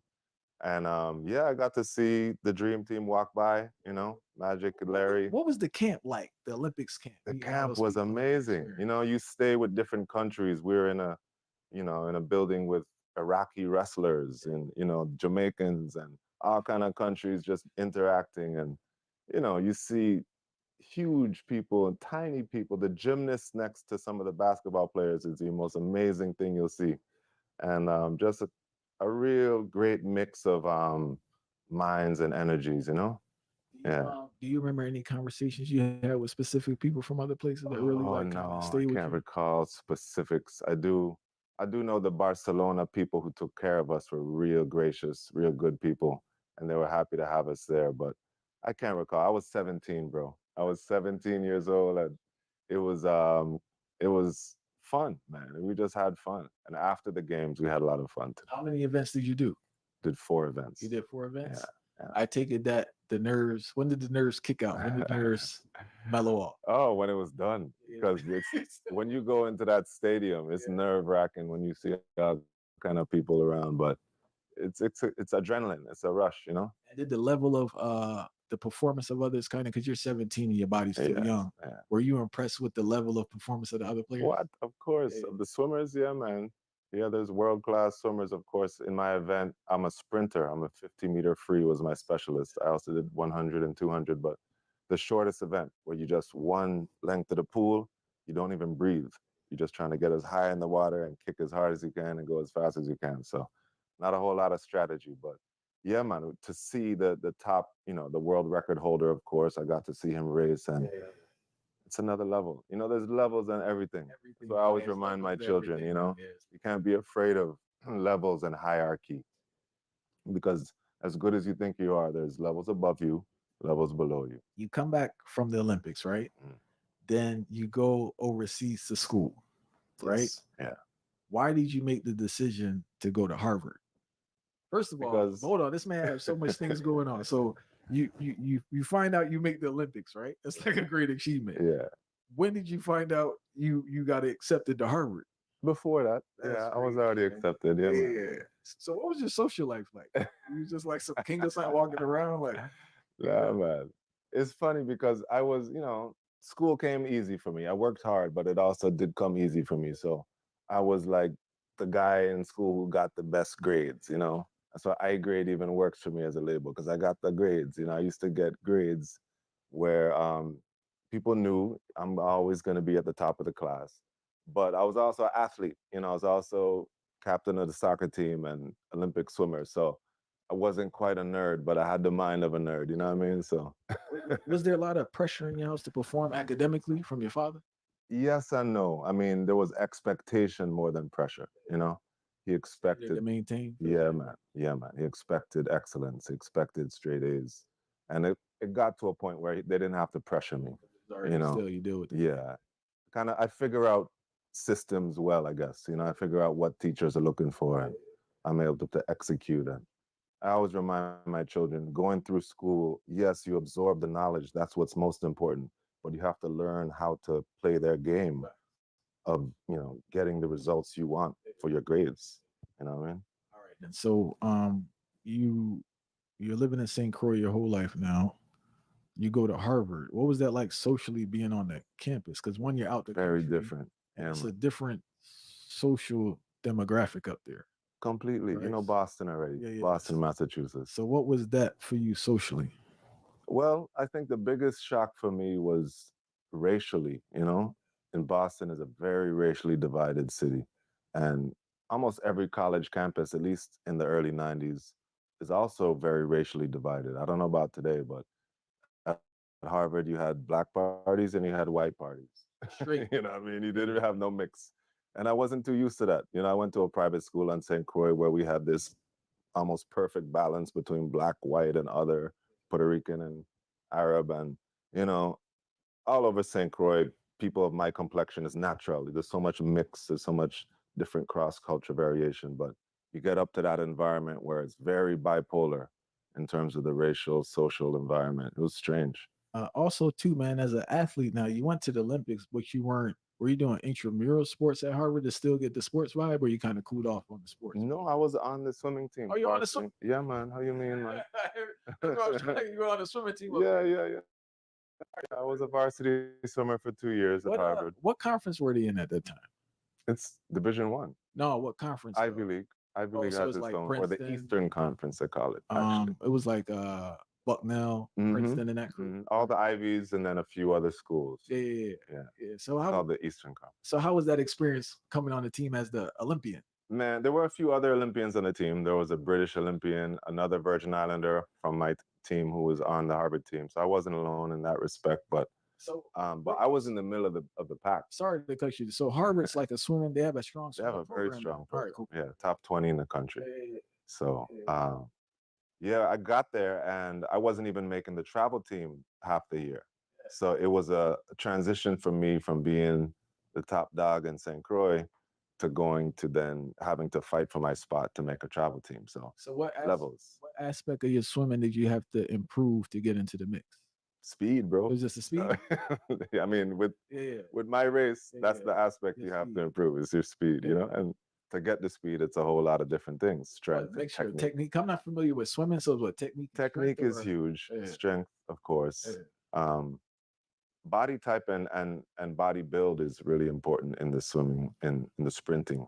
If you see other sprinters have a certain body type, you know. So, yeah. All right, cool then, man. All right, so you're at Harvard, right, for 4 years on the swim team. Yeah. Division I athlete. You graduate Harvard, right? Yeah. Did you come back home or you stayed up there? No, I stayed. I was in New York City for 4 years as a middle school teacher in East Harlem at a small private school called the East Harlem School. Why did you make the decision to go into teaching? I didn't really know what I wanted to do, brother. You know, I thought about going to law school from the time I was young. I wanted to be just like my father, just like my grandfather. So I always had that goal in mind. But as I finished college, I really didn't feel like I was ready to jump into another 3 years of grad school. So I got introduced to this school. My mother's a teacher. My grandmother's a teacher. So I have a lineage of teachers in my family too. So I decided to take that up. I was initially just going to do 1 or 2 years, but really enjoyed the experience and decided to stay. Started making beats, right? And that's when I decided to start doing music seriously. So that's when you first picked up an instrument? Picked up the instrument my 3rd year of college. Was it acoustic guitar? Was it piano? Hand drums. Hand drums. Yeah. All right. Djembe.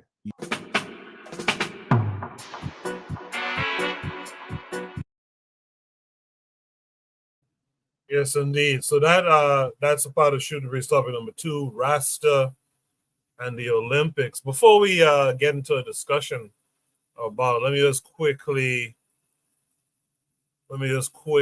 put this up and say big ups to St. Lucia. Let me share this.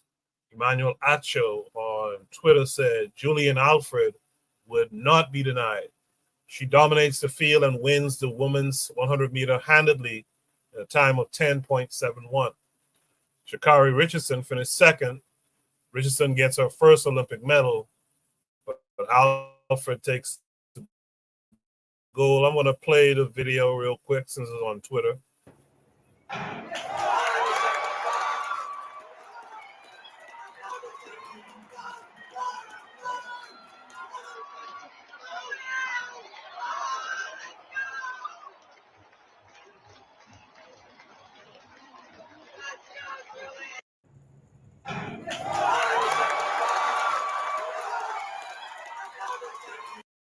Yeah, that sister was rolling. So congrats to St. Lucia on that. So congrats to St. Lucia on that win today. First medal in the country's history. So that's good stuff. In the chat, Arthur says he produced one of my musical heroes. Akai Becca, I enjoyed this interview. All right, that's good to know.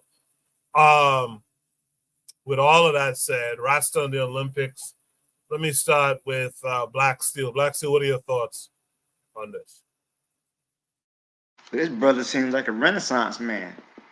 So he got a little bit of everything. Went to Harvard. He was a swim Olympian, and he taught school, and he did music. He knows how to work on cars. He can fight. He can sing. Like he can do a little bit of everything. But no, that was a good interview. I enjoyed it. I enjoyed seeing that. That interaction was really good. It's fun. You a little bit off topic, but it's you mentioned St. Lucia, and it's fun how many Black athletes are in the Olympics playing for the countries that colonized them or enslaved them. You got all these Black people playing for the Americans, all these Black people playing for Great Britain or France or whatever country. But I think Africa has a pretty low amount of medals that are won during the Olympics, for one, and two, I don't think Africa has ever hosted an Olympic Games. I don't think any. I mean, it's mostly Americas or anything else like that. I don't think it's ever had an African nation host the Olympics. But I don't really follow Olympics anyway. It's not interesting though. But big up to this dude here. He really does seem like a jack of all trades. So I'll leave it there. Thanks. Appreciate that, Black Steel. Let me hear from the forecast. Forecast, what say you to it?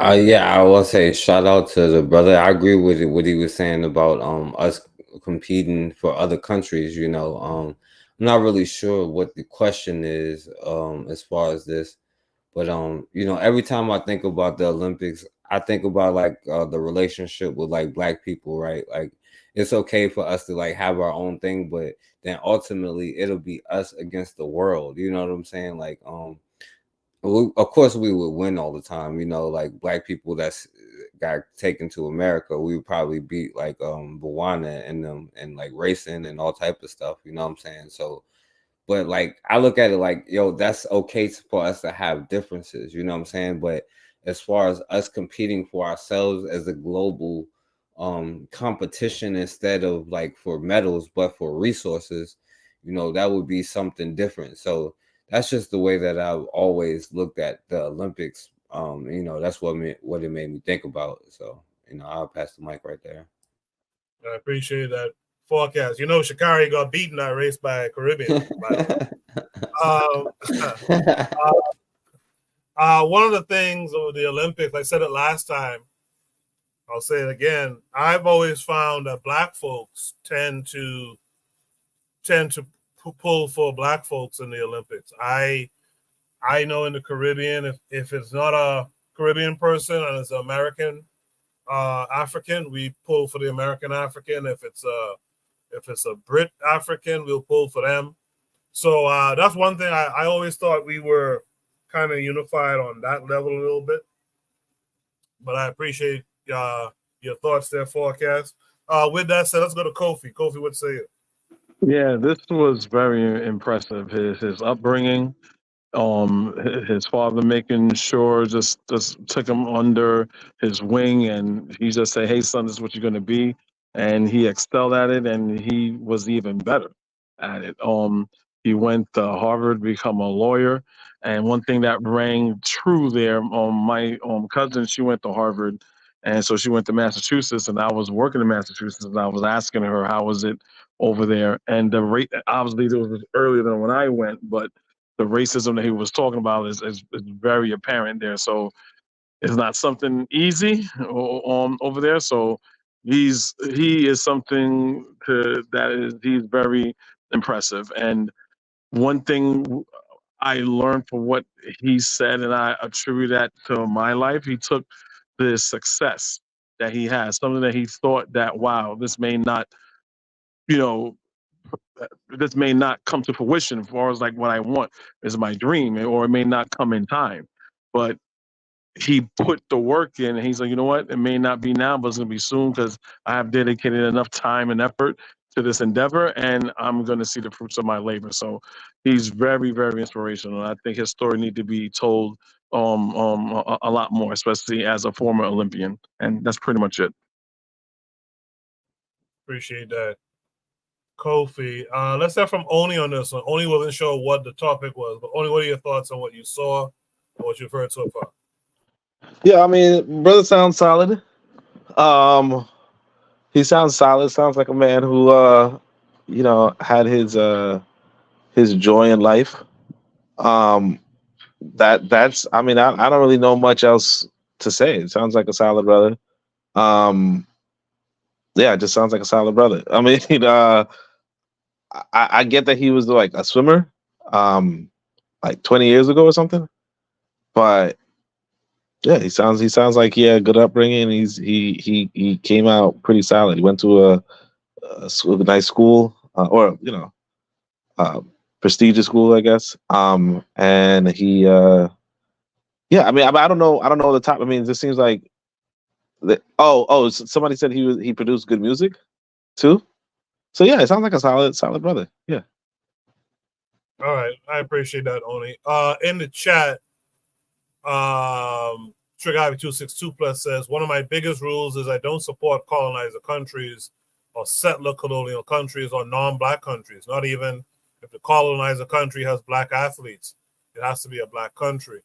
He says the Olympics is ultimately a sports festival, typically entrenched in Western politics and cultural philosophy. I agree with that. Anthony McPhail is out there. He says to me, peace to the panel and the chat. Big up to Julian, Alfred, and St. Lucia. Absolutely. Trigger Happy says, I support the black athletes from a distance, but at the end of the day, the achievements is going to go to the colonizer country, unfortunately. Hopefully one day all black athletes play for Africa. And lastly, he says, also the Olympics serve as a propaganda branding. It's essentially I'm a white country, see how, quote unquote, my blacks do versus your country full of blacks. So I can never support the colonizer country. All good points there. I appreciate that. Trigger Happy. Last but not least, let's hear from Buana on this topic. Buana, what are your thoughts on the Rasta and the Olympics? Yeah, so I think that is refreshing because you see this particular brother, he has been able to develop himself, and he has talked about the steps that he took to actually get to where he got to. Hard work, discipline. You know what I mean? He had a lot of discipline in his life. He's a very intelligent brother. And he is not the typical face of what you would expect an Olympic athlete to look like, first and foremost. And also, he is not a typical person when he says that he went to Harvard Law School. He is not a typical person you'd expect to go there. So I think that it is something to really acknowledge. The fact that this brother was able to at least get to that position, a competitiveness. That's a big thing. And also, Black Steel said that he was a Renaissance man. And Arthur Reserve mentioned Akibi Becker. That's Midnight. I don't know if the brothers listen to certain types of reggae music, real roots bar reggae music, but Midnight was one of the best reggae artists that did it, period. And I'm saying that, and I know Jamaican reggae, and I know some people like to categorize people, but he was actually one of the best reggae artists ever. Before he died a relatively young man. But I would say, if anyone interested, go listen to Midnight first album. It's one of the best things that you would ever hear. Bar none. Just to interject real quick. Yeah. Just to interject real quick. To be quite frank, VI has put out, in the last 20 years, I would say they put out the best roots reggae in the last 20 years. That's a fact. Yeah, it's because they had all these guys, Pressure Bust Pipe, Midnight, the Benjamins, they a lot of the sisters who came out to VI in the last 20 years put out really good roots reggae too. So I just wanted to put that in there too. But why not continue? No, that's a fact. I forget the sister name out of the VI too. I can't remember her name now, but she is a very brilliant reggae artist as well. I can't remember it escapes me, but the thing is, here's the thing. Desiree. Her name is her name is Desiree. Her name is Desiree. But here's the thing. Okay, everyone knows that who the elephant in the room is when it comes to the Olympics. So the reason why we are so celebratory in the Caribbean, right? Celebratory in the Caribbean is because everyone in the world knows who the elephant in the room is. The elephant in the room is the United States. The United States always produces top class athletes. So you have the elephant versus the ant. The ant is places like small countries like Jamaica and the Bahamas and St. Lucia, where the population is 100,000, 400,000, 3 million. Could you imagine producing a world-class top athlete, gold medalist kinds of people in these small countries that don't have the facilities, don't have the equipment like these major countries in the world, and still are able to produce top class, first class athletes? The probability of that is infinite. It's almost impossible. It almost is impossible. And the fact that you are able to display these kinds of things in front of your eyes, this is the reason why some of the Caribbean people are so celebratory, because we are actually doing the impossible. We are doing the impossible. Statistically, on paper, this would never be able to happen. We don't have the resources, we don't have the facility, but we are still able to produce superhuman people who can do the impossible in very, very small populations. Not only that, because we just talking about the physicality of it, intellectually, the mind, thinking. You're producing people like Gavi, you're producing people like Bob Marley, you're producing people like all manner of different people who come from these little small enclaves in the Western Hemisphere that impact the world so much.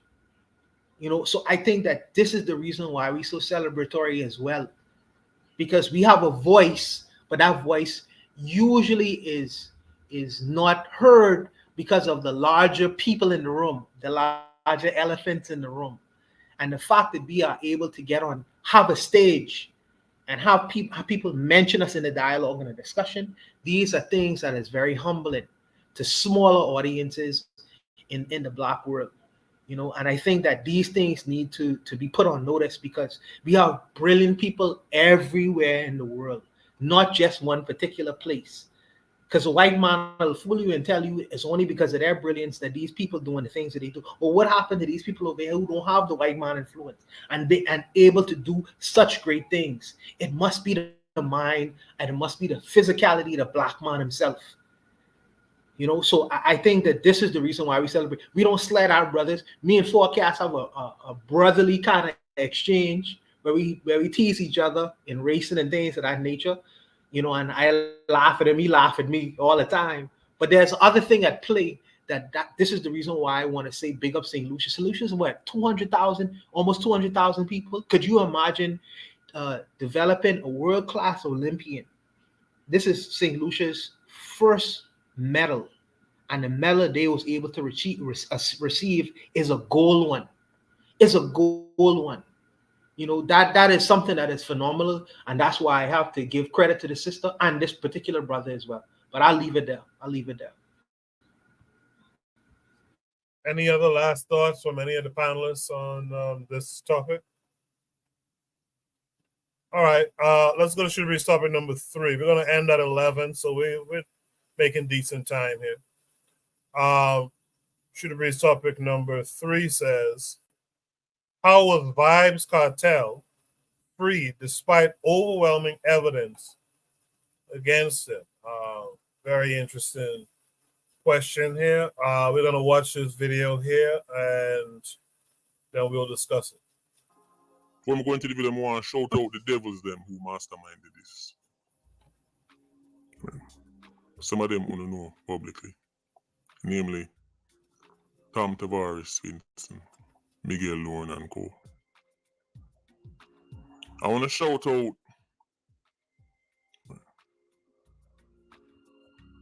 the agents of the system, the machine. They have done a stellar job pulling off the impossible, getting their greatest puppet, their greatest Irish Saxon back on the streets of Ireland. Tom Tavares, Vincent, pat yourself on the shoulder. You've done well. You see, back a man I go try take the plaudits for this. Barabbas being freed, the process started over 10 years ago. The process started with the whole jury tampering and then telling them, say, go ahead, we're not a problem with the trial proceeding.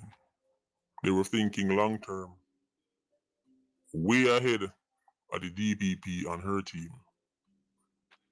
So Tom Tavares, Vincent, Miguel Lorna, and co. You devils have done it. Patting yourself on the shoulder. Sheep Nation owner a debt of gratitude. The Jamaican justice system can never recover from this. This is the biggest farce. Let's recap. A defendant with overwhelming evidence against him and his co-accused. Trial go on. One of the jury member them have a son also in a jail. Them go to the son, threaten him, intimidate him, and tell the mother she come off of the jury. First one. Second one, jury member try bribe the other jury members, fails, gets convicted, it's proven. Say he did try to bribe the other jury members for a not guilty verdict. Not trying to, we give you some money and you say him guilty because we are set him up, see him? No. We give you some money for you, you say him not guilty. When the plot get discovered and mash up, as I said, defendant and prosecution say, go ahead with the trial. Both sides agree, let's proceed. But the defense knew what was going to happen. Them lawyer with them at the office, Sean Storm and Afi Cairo, all them lawyer there, a Barabbas lawyer them. A one place the money law come from. Most notably, he tried to sneak it in but was spotted. He pledges allegiance to the crown for no reason at all. In a sense, you go for appeal who you want pledge to and who you want say loyal to and who you want say God save should have nothing to do with documents and evidence. But this is bigger than the public will ever understand. When I tell you that Vybz Barabbas is the single biggest puppet of the machine, that bleach out Irish Saxon is the biggest puppet of the machine. There is simply no way them could make him go down so. He declares God save the Queen. When I say that, send it to a couple people on the PIA and Patreon Scout the Marines with them, I say, no, I say, this look extra spooky. Even in the context of when Barabbas said it, he had no reason to say it. What kind of deal, what kind of agreement happened for Barabbas after randomly declare God save the Queen?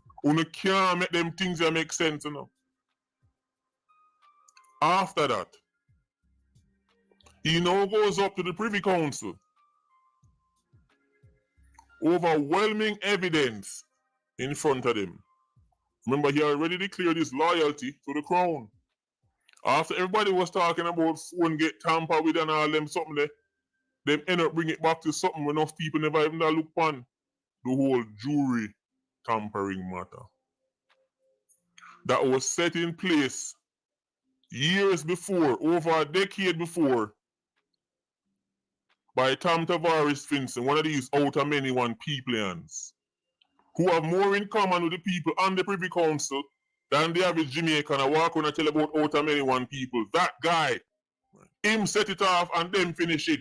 But they knew they would never recover. Having it for them legacy, so them set Barabbas free with so much evidence in front of them. So what did they do? Send it back to Ireland. Oh no. Make the decision. If them did see enough to say Barabbas should be free, them would have free him right there so. Let me say it one more time. If there was even a scrap of evidence that could have made Barabbas walk free based upon actual evidence regarding the killing of Lizard, Privy Council wouldn't have to send nothing go back, no way, and they wouldn't have to focus on jury tampering. They focused on that because the evidence was overwhelming. There was nothing there to save Barabbas, evidence-wise. So they went to technicalities. Jamaica only decide. Then it goes back to Ironman. Back and forth, defense and prosecution state why there should and shouldn't be a retrial. In the middle of the decision, the judge asked a question of the prosecution that showed me why. Until the day my breath stops, I will tell you right now, my only justice is spelled S-I-G-S-A-U-E-R. The same way Nigel don't get no justice, or the same way me wouldn't get none. That's why people like me have to just fight to the death. If them no business about Lizard, them definitely don't business about me, one of the most hated of all times. The judge asked the prosecution why the state cares so much about getting a conviction for Lizard. It's right there on your screen. The Court of Appeal has questioned what's unique about the murder of Clive Lizard Williams. The judge asked this question, what's so special about the Lizard case? Just like our Vybz Kartel founded attack and say, yo, we are going like other people are dead. We don't focus on them thing there. This was coming from a judge. Let me repeat. The judge on the Vybz Kartel case asked the prosecution, what is so special? What is so unique? Why we don't want it a conviction from Barabbas? That should show you that there ain't no such thing as no justice. Because if somebody is dead and somebody must pay the consequences for it, that should never be any question from any judge mouth. These judges, lawyers, the system, the machine, them and Barabbas on the same team. I told you Vybz Barabbas is the greatest Irish Saxon ever. No puppet of the post-colonial machine has influenced more people towards negativity. Vybz Barabbas was not some 87 that go on the road and rap somebody on a phone. The amount of people Barabbas met dead. The state know everything. The government know everything. And a judge I got asked what's so special about Lizard case. It's right there on your screen. Judge talk about other cases get sent back and other cases get sent back. If there was any such thing as no justice for nothing, they wouldn't be asking why them two cases not get this and why y'all focus on that one here. They would have focused on all 3, all 5, all 10. That is no question for the judge ask. No judge should be asking what's unique about Clive Lizard Williams' case. That is an extraordinary question to ask. That's a Gaza fan. Yo, you're killing us about Lizard case. Look on that. One to that case over there. So why not focus on that? Why not focus on that? Why is a judge talking like this? When time we read that nationwide, I guess some realize everything makes sense. From the God Save the Queen, the Tam Tavares fencing them, to the Privy Council about the Iron Man, everything start make sense. The greatest puppet of the machine, Africa back a road. Nobody in Jamaican history has ever had these things line up so perfectly for them and go in them favor. Nobody. Show me the case where set the precedence of somebody who bribed a jury, the jury member get exposed, get convicted of trying to bribe the jury, and the person who would have benefited from the bribe walk free. Not only that, their legal expenses taken care of. The very system that Barabbas claiming burn out is their greatest agent. So much so, that's them even make the Jamaican taxpayer fund the whole thing. When Barabbas verdict come out, Glean and post a picture from when time Barabbas go back and forth a court. Glean posted this picture up on your screen. But telling already said, only can be as simple as you want. Me understand say, no for as Barabbas say, I just sheep. But if you have any sense, if you have any power of discernment, you can see what is going on here. When we talk about agents, when we talk about puppets, when we talk about the machine, when we talk about these devils, this is the picture the Jamaica Gleaner chose to use to say Vybz Kartel free. Look on your screen. This is the picture. The Gleaner could have used any picture. We don't understand what's going on, you know. The masses are the last to know. The sheep are the last to know. Gleaner could have picked any picture. Then pick this one. You see that hand symbol Barabbas showing up? That is who Barabbas is loyal to. And that right there is why Barabbas is going back on the streets of Ariman. That hand symbol you see Barabbas show up when the claims are unruly, that now have nothing to do with the unruly. Copy them, copy that. Popcorn them, copy that. The whole of them are the same thing. That's who them loyal to. That hand symbol did not come about because of Popcorn. And when Vybz Barabbas threw up this sign, he was not sending a sign to Popcorn. Matter of fact, when he threw up this hand, him and Popcorn, them never even that deal. Let's say Popcorn for dead. That hand symbol, Barabbas, from day one was pledging his allegiance. From day one, he was carrying out his public rituals. From day one, then I'm going to tell you some conspiracy theories. I tell you, so I just want to look at hand symbol and so what him say God save the queen and him not no reason to say that. So what? And I mean, okay, yeah, Tom Morrison, okay, he's just lucky. Lucky? He's not lucky. You are foolish if you don't see what or something. But let me just say this. People say, you see, you fight against Barabbas and see him freedom, okay, hate Barabbas. Hate Barabbas? This is not personal. If me did hate Barabbas, me don't want him go road. Let me say that one more time. If me did hate Barabbas like Uno claim, I would be celebrating with Uno. Vybz Barabbas was safer behind bars. All the time I said this about enough man without the Klansman 87 them out. You hear stories down the road. Vybz Barabbas, if me did hate Barabbas like Uno claim, I would be saying free Barabbas. So that the people them who really want him go road can get access to him. Foreign or local. Enough people, all the people in Barabbas make lose them relatives when he was safe behind bars. Enough of them right now are celebrate, but it's not for the reasons you think. Not for the reasons you think. So Sunday, Barabbas, you get to watch the big video drop on your big screen. The AP and the JP video. You're going to hear all about the Palmer boys, the Palmer Sprats. You're going to hear why he's called the world sprat. Patreon squad, big up on yourself, PIA. I don't know more. All right. I'm sure a lot of that will require some interpretation for some of the viewers. In the meantime, though, KW7 in the chat, he said that Vybz Kartel is a weaponized black entertainer who promotes bleaching to an already self-loathing population of Jamaican people. He goes on to say, KW7, said Vybz Kartel did a tune called Prison Life in 2003 or 4, in which he bragged about living like a king while being incarcerated. For those who don't know, Vybz Kartel is a Jamaican dancehall artist who was convicted of killing one Clive Lizard Williams. And I think Vybz did about maybe 12 years, 13 years for it. But one of the things that happens in the Caribbean, because we are part of this Commonwealth bullshit, we have our law. We have something in law called the Privy Council, which is a group in the UK who people can petition to.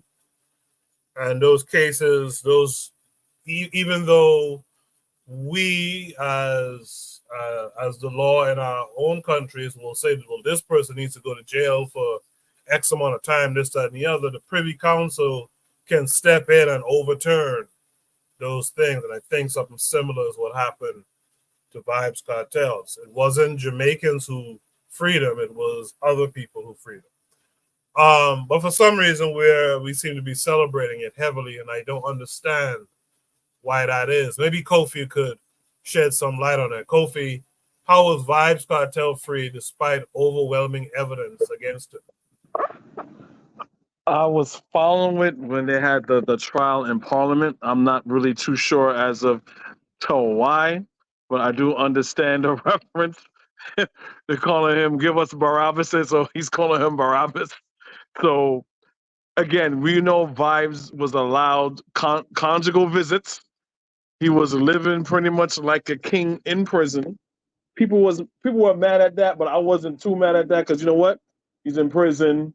You know, that's where he belongs. It seems like he's gonna be there for a very long time and not for the rest of his life. Okay, I think that was a kind of like a good deal. But for him to be free now just sets a precedence that Jamaica has no law.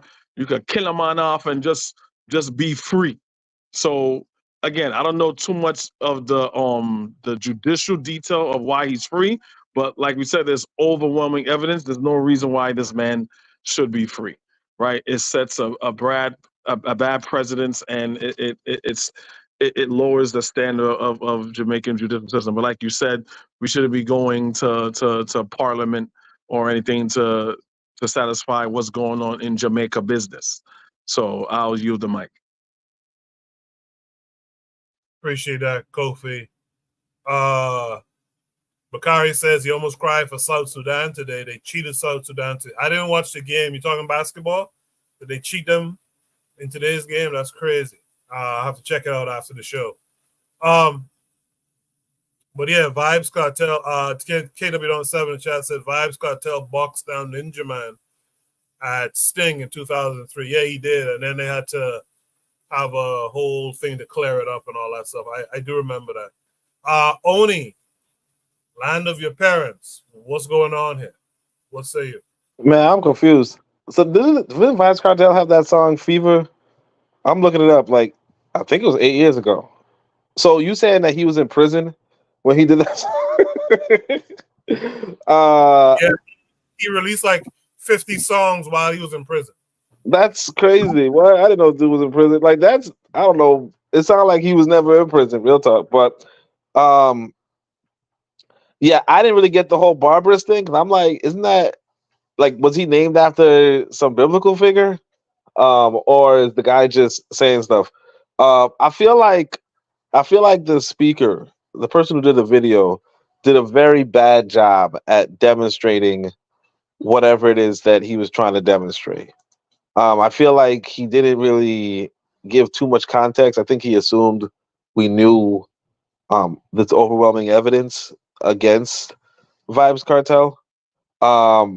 But I'm gleaning that maybe he was guilty. But you're saying that you Koku, you're saying that it wasn't necessarily like people could petition the Jamaican government to release somebody.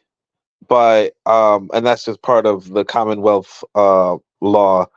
But if that's the case, that's the case. You know what I mean? Like I don't know. Like yeah, he's this huge celebrity. He's obviously had a huge amount of privilege if he could not only get conjugal visits, but he could also release 50 songs. And there's like no reference to this guy's being in prison. I think I didn't like his whole skin bleaching nonsense, obviously. But outside of that, you know, I mean, like money always does that. You know, like money. I feel like Black people need to just wake up to this reality that money does give you an unfair advantage on this planet. To a large extent. And I mean, we don't, you know, you could say, hey, look, it's not fair, you know, but it reminds me of that, you know, the cartoon dog who said, "Fears are for tourists," you know. You're never gonna get fair. Now, I think, yeah, it's awful. I don't know what the nature of this case. Did he get somebody killed, or did he personally shoot somebody? But you know, that's, you know, like that, that sucks. But it seems like people find him more valuable outside of prison than in prison, and they pulled some strings to get him out, and that's just unfortunately that's the way of the world, and you know, I think it's for us to come to terms with that and then it's like kind of like play the game, play the game itself, because there's no escaping that game. If it's happening or it's very hard to escape the game, especially for those of us who decide to live in the West. Vybz plays the game. We might not like it, and we don't. I mean, we definitely wouldn't play the same game, but he plays the game, and so now he can, murder with impunity, whatever, or murder without consequence. That's it. Appreciate that, Oni. With that said, let me hear from Black Steel on this one. Black Steel, what are your thoughts?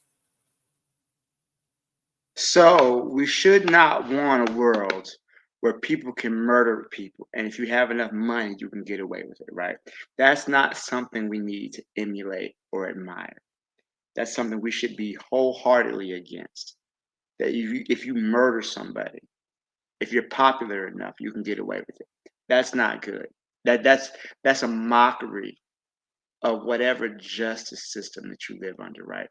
Because under the law, human life is sacred. You can't just take somebody's life and look, I got $100 million, fuck you, I get off. So no, it's not something like we need to live. If anything, we should strive to fight against such a system. That way it could be more equitable. But besides that, so my understanding that the person who he's accused of murdering, they chopped his body up, and that way they never found a body. So it really just goes to show how messed up it is. And you were talking last week or week before last week about the transgender person who went missing in the Bahamas, and how her mother was so upset. She was, angry with the Bahamian government for not looking for her child. And then here you are having Jamaica, where somebody who's obviously killed, this man is guilty as his sin, and they're just letting him off for what reason? What reason is he getting off? And they say, so apparently they bribed witnesses, they intimidated witnesses. So now he's free because he makes good music? Should we let R. Kelly free now because he makes good music? He didn't kill anybody. He just raped a few people, right? Let's let R. Kelly out. He makes good music. That's what we doing now. We just letting people out because they make good music despite the crimes. Come on now, we're better than this. I hope we're better than this. I gotta say I've enjoyed some of his music. Not to say that I'm not a huge fan. I'm more of a roots reggae person myself, but I've enjoyed some of his music. But at the same time, who's to say he won't kill again? Because he obviously has people in high places supporting him. He has people who are willing to look the other way for his crimes. It's just something that is just very disheartening to see it, and not just see it, but people just accept that's just the way it is. So we just got to learn how it works.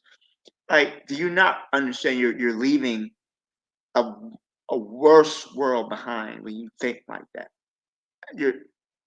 We have to be better, right? I don't care how popular he is. This mess shouldn't have happened. So I'll leave it there. Appreciate that, Black Steel. Last but not least, I guess it's Buana. Buana would say it. It seemed like Black Steel understand this better than even the Jamaicans on the panel. Black Steel be listen. Hey, Black Steel be knowing certain things, Black Steel has mastered the art of being trilingual. He understands standard American English. He seems to understand Caribbean English very well, because he was able to interpret what's going on in this particular case. My best friend in high school was Jamaican. That explains a whole lot. We just skip school, and listen to Buju together. Yeah, Buju. You know about Buju. You know about Buju. Yeah, he is a trilingual person. You get people like that, especially in Florida.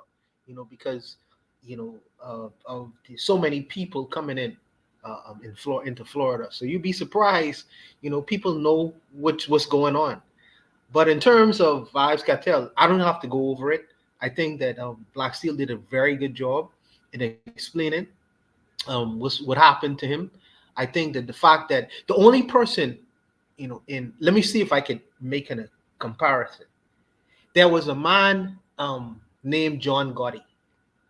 John Gotti had his second was named Sammy Gravano. Sammy Gravano was accused of 19 murders, and he was also accused of jury tampering as well. And Sammy Gravano got like 5 years in prison. Why did he get 5 years in prison? Well, he had to do some things for that. This particular gentleman, who we see right now on the screen, he got 35 years, a 35-year sentence. He served 13 of them 35 years. He's not supposed to be out of jail right now. He was let out of jail off on a technicality. Now, I could go into the Privy Council and the Court of Appeals. I don't want to get into that. I just think that now other people in prison are going to look at that and say, well, a precedent has been set. If you let him free off a technicality, you got to let us free too. You got to let us go to prison free too. Because that's how the legal system works, off a precedent. And I think that one of the worst things that Jamaica could have ever done was allow this man, along with another person who he committed the act of murder with, out of prison. You can't do that, bro. That's a horrible precedent to set in the society itself. But I say this: the justice is not blind.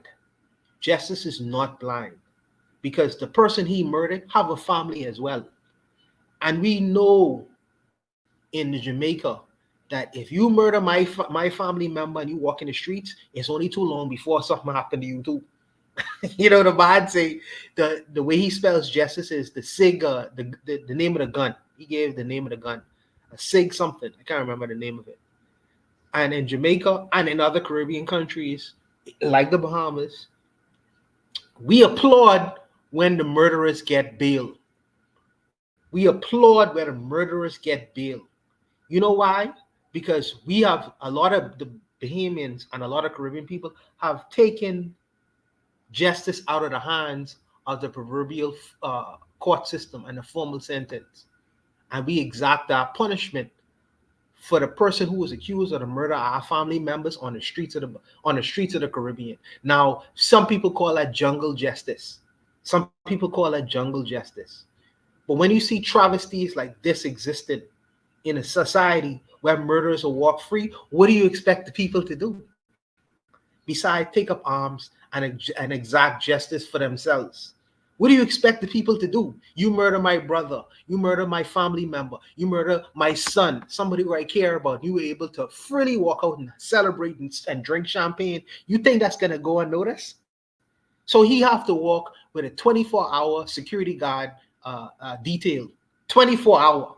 He can't have a public concert, because the first public concert he's saying to, he could get gunshots in this direction. So you have to be careful when you run in a so-called ordered society, because if you commit acts like these, if the judiciary commit acts like these, then they're going to be reprisal killings. People are not going to give a shit about the law anymore. It's very dangerous. There's another aspect to this, because Vybz Kartel, as we all know, he's a anti-African person. Sings about bleaching and gunshots and AK-47. This man worship gun. It's only that, maybe that's the only thing he know how to sing about. Which he is free to in a so-called democratic society.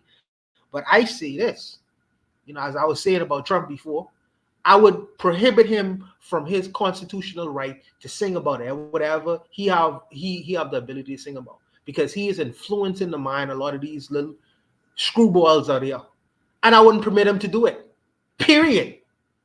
I would ban him from doing that. Some people, when you're being anti-democratic, sometimes this is the reason why I feel like democracy have its limits, because you can't have men like him, or even rappers in America, influential people having a free right to sing about whatever they want, and they're influencing the minds of the people, not only into degeneracy, but violence. And some would say, well, these people are taking it upon themselves to do it. No, he helping pushing them off the cliff. people like him. So I would prohibit that. I really would. But I'll leave it there just to be brief. Coco, I know you want to go on. No, I appreciate that. I think there's something in the States now where if you were a rapper and you were involved in some crime or something, and you're on parole, you could be in breach of your parole if you perform lyrics that have violence and stuff in it. So there's definitely places where people are putting down some examples, and I think we in the Caribbean and stuff need to follow some of these examples too. Is there any other thoughts on Vybz Kartel, etc.? If not, we'll move on to the next topic tonight. Let me just grab it real quick. This might be the last topic for tonight. I gotta look into that Sudan thing. I would have done it on the air here, but they tend to knock you for those Olympic videos, so I'll probably do it later. Should read something. Number 4 says, are Africans in the West ready to reconcile and accept that the idea of Black love is the most strongest in a Black country? This comes with a link. Let me set that up. This is going to take us back to Twitter.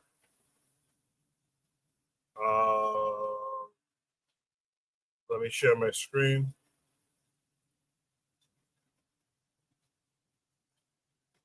So this takes us to this tweet here that says, it's easier to find love when you're A, the majority, B, in your quote-unquote home territory, C, a part of the desired group, and D, have fewer non-negotiables for your safety to consider. The way I've seen Black folks in Black majority countries love fast for the same reason. So this was a reply to this tweet from Livy, I'm guessing Nigerian, that says, white people find love so easily for fuck's sake.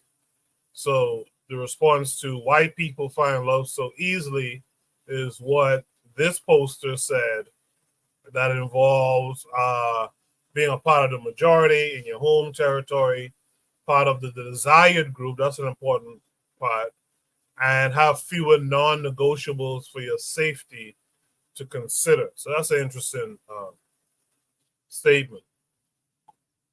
Someone came along and said, all you speak is facts. So a few people seem to agree. Someone here said, I literally go home and feel this instantly. So people do agree. And I think most of my panelists will agree as well. Is there a video that she's referencing? Let me just double check. Let me see if there was something under the original post. Nah, there wasn't anything on the original post. So with that said, I guess we could discuss Black love. Let's hear what Kofi has to say first. Kofi, what say you?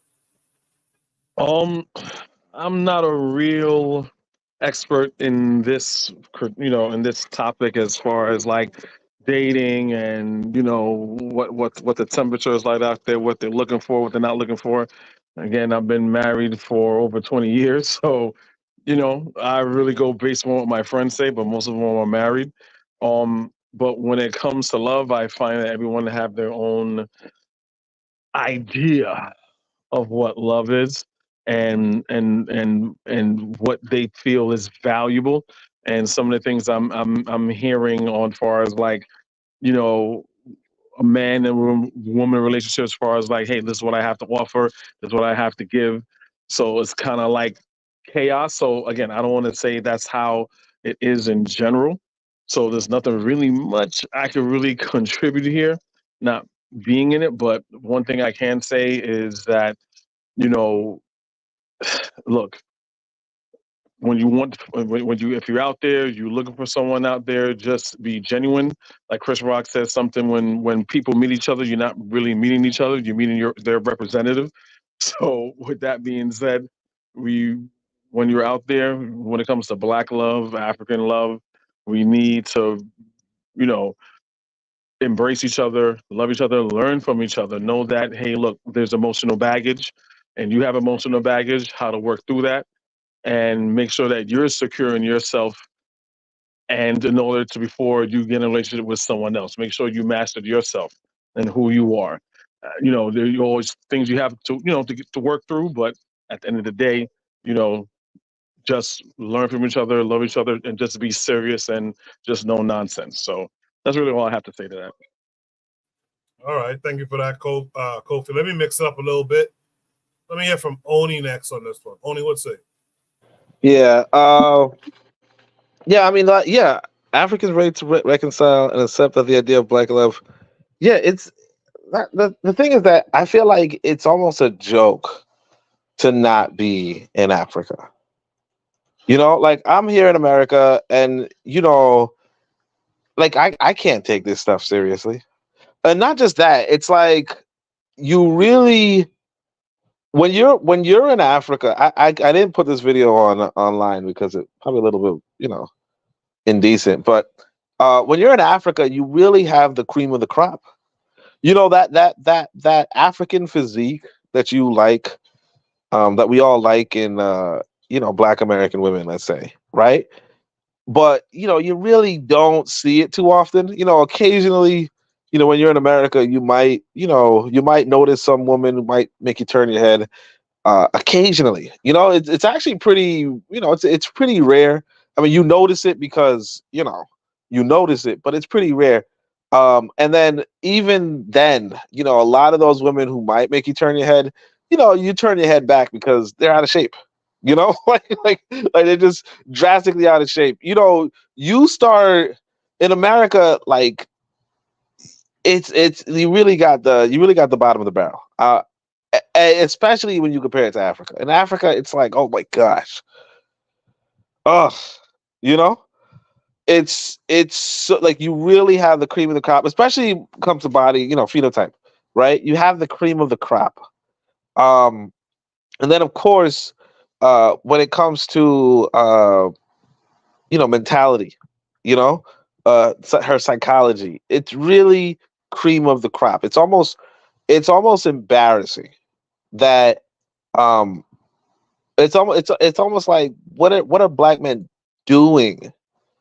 You know, I know it's passport bro stuff, but like, what are Black men doing in the Western Hemisphere? Like, what do you? Because it's like you really have no, like, you have no goals. You know what I mean? Like, you have no greater goal in the Western Hemisphere. So, like, what are you doing when all these women are in Africa just waiting for, just wanting a husband, waiting for a husband, right? And then, you know, a lot of dudes are just in the West, and like these women don't want husbands. They don't want husbands. They don't want to marry you. You know. I tell you guys, you know, I don't want to, you know, talk about one of our leaders in a sense, but there's this, I remember back in the day, I used to be in the conscious community, whatever, and they were like, yo, you got to go read the ISIS papers. And I didn't know what they were talking about, but I decided to read the ISIS papers. At some point, this is a esteemed elder, what was her name? Frances Cress Welsing, right? Esteemed elder. She writes in the book, she says, women shouldn't get married until they're 35 or something. And men shouldn't get married until they're like 40 or something. Like something like that. But like, or maybe both of them should be 35 or something. It's just so what? What? You know? And then and the thing is this, that's not even unreasonable in the West. Like if you're in the West, people are like, yeah, man, what are you getting married for when you're in your 20s? What are you getting married? Whereas I'm telling you in Africa, man, yeah. So I'm saying this to say, yeah,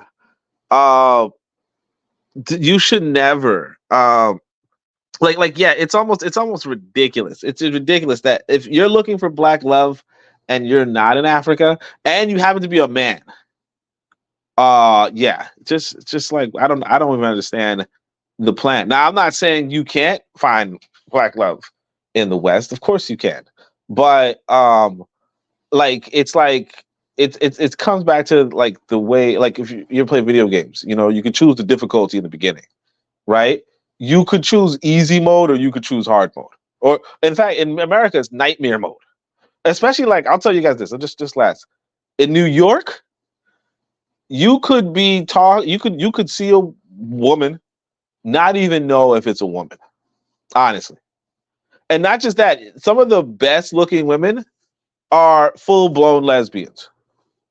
Like full blown lesbians, where it doesn't even make any sense. You like, how in the world is this little like you see a nice, fine, dark chocolate, thickum, right? And she's with some light skin, you know, half breed, you know, flat, whatever. And you're like, what is this half breed little light skinned girl gonna do with all that? You know, she can't do nothing with that. It's America is just a joke. It's just a joke. Sorry, that's it. So, Coco, can I go? Can I go, Coco? Yeah. Go ahead. So I know Oni has found his Tanzanian apple pie, so he can't see anything outside of Tanzania. So he only feel like you can find love, black love on the African continent, which is fine. I hope my brother, you know, is able to build on that and he finds love and much success to that experience. But he's speaking his personal experience. I am curious though and more interested in Kofi. Kofi says that he has found a relation. He's been in a relationship for more than 20 years, you know, and that relationship has borne much fruit.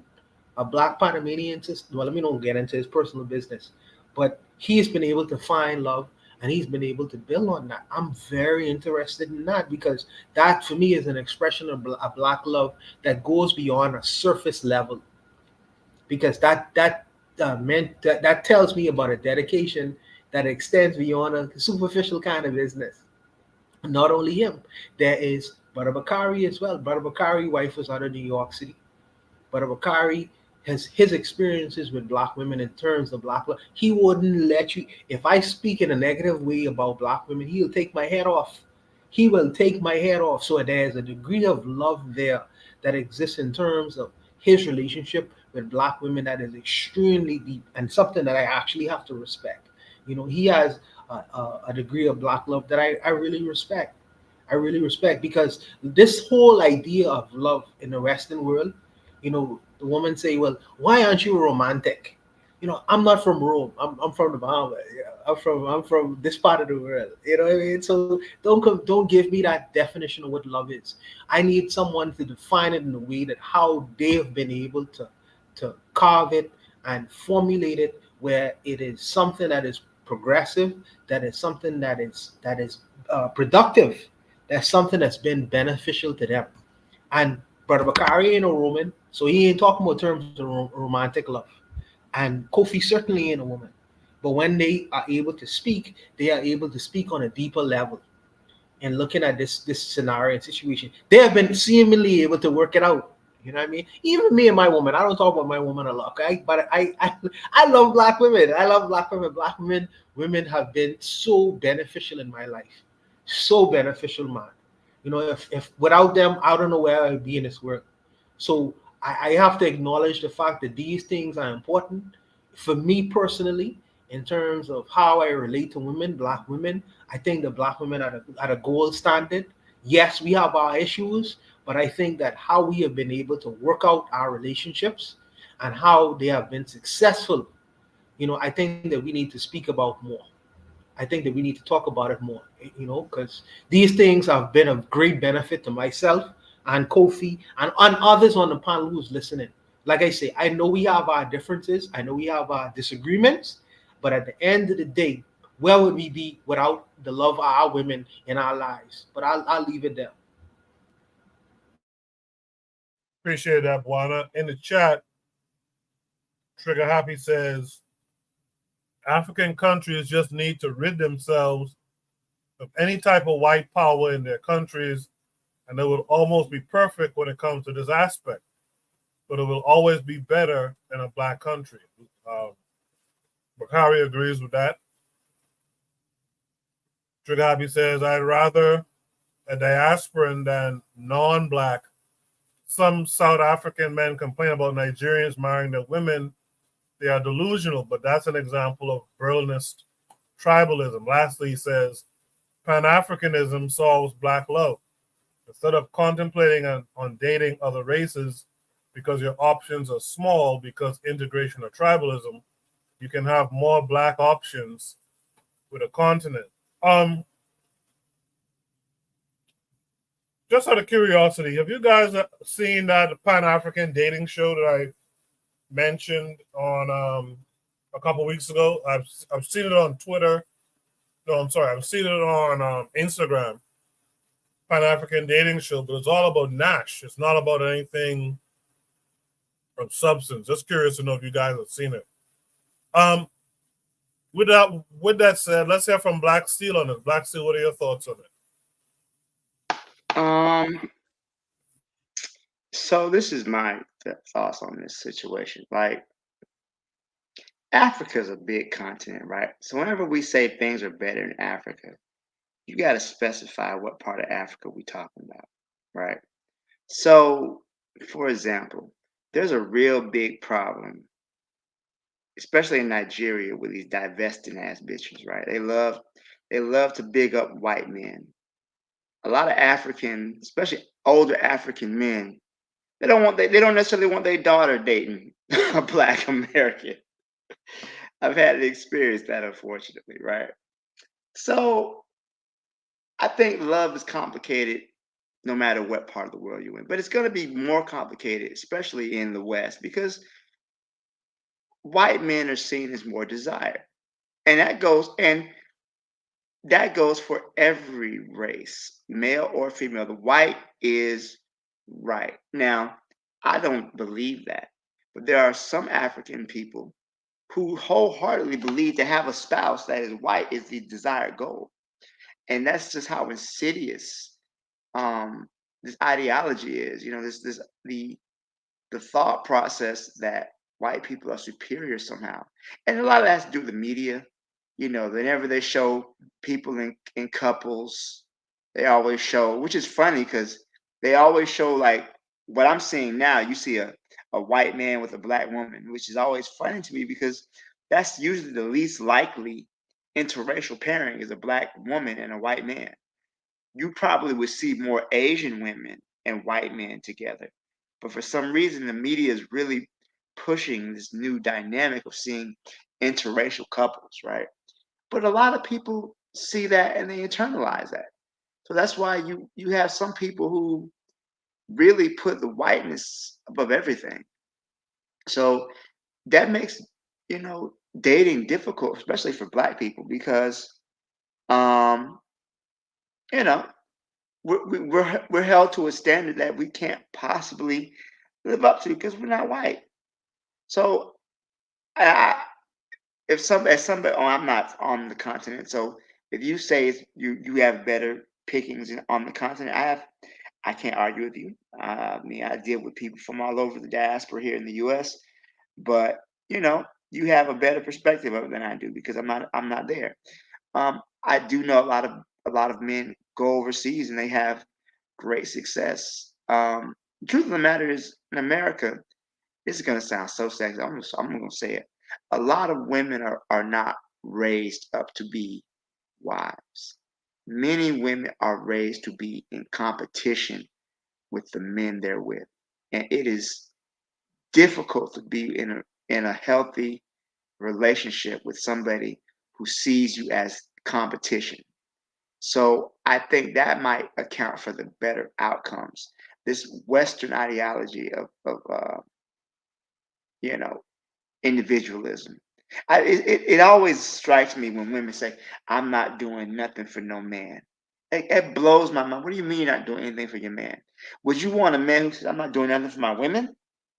If it's so, no woman would date a man who says, "I'm not doing anything for her." So if your girl has a flat tire, you're not gonna change it. You're not even gonna call AAA. You know, if somebody breaks in the house, you're not gonna confront the burglar. You're gonna just, let them steal all your what? So I think that many times that this sickness that we are infected with the West, I don't believe it's confined to the West. I believe it's something that is a global problem, which is why you're starting to see a lot of men complain about women that they are, their partners with.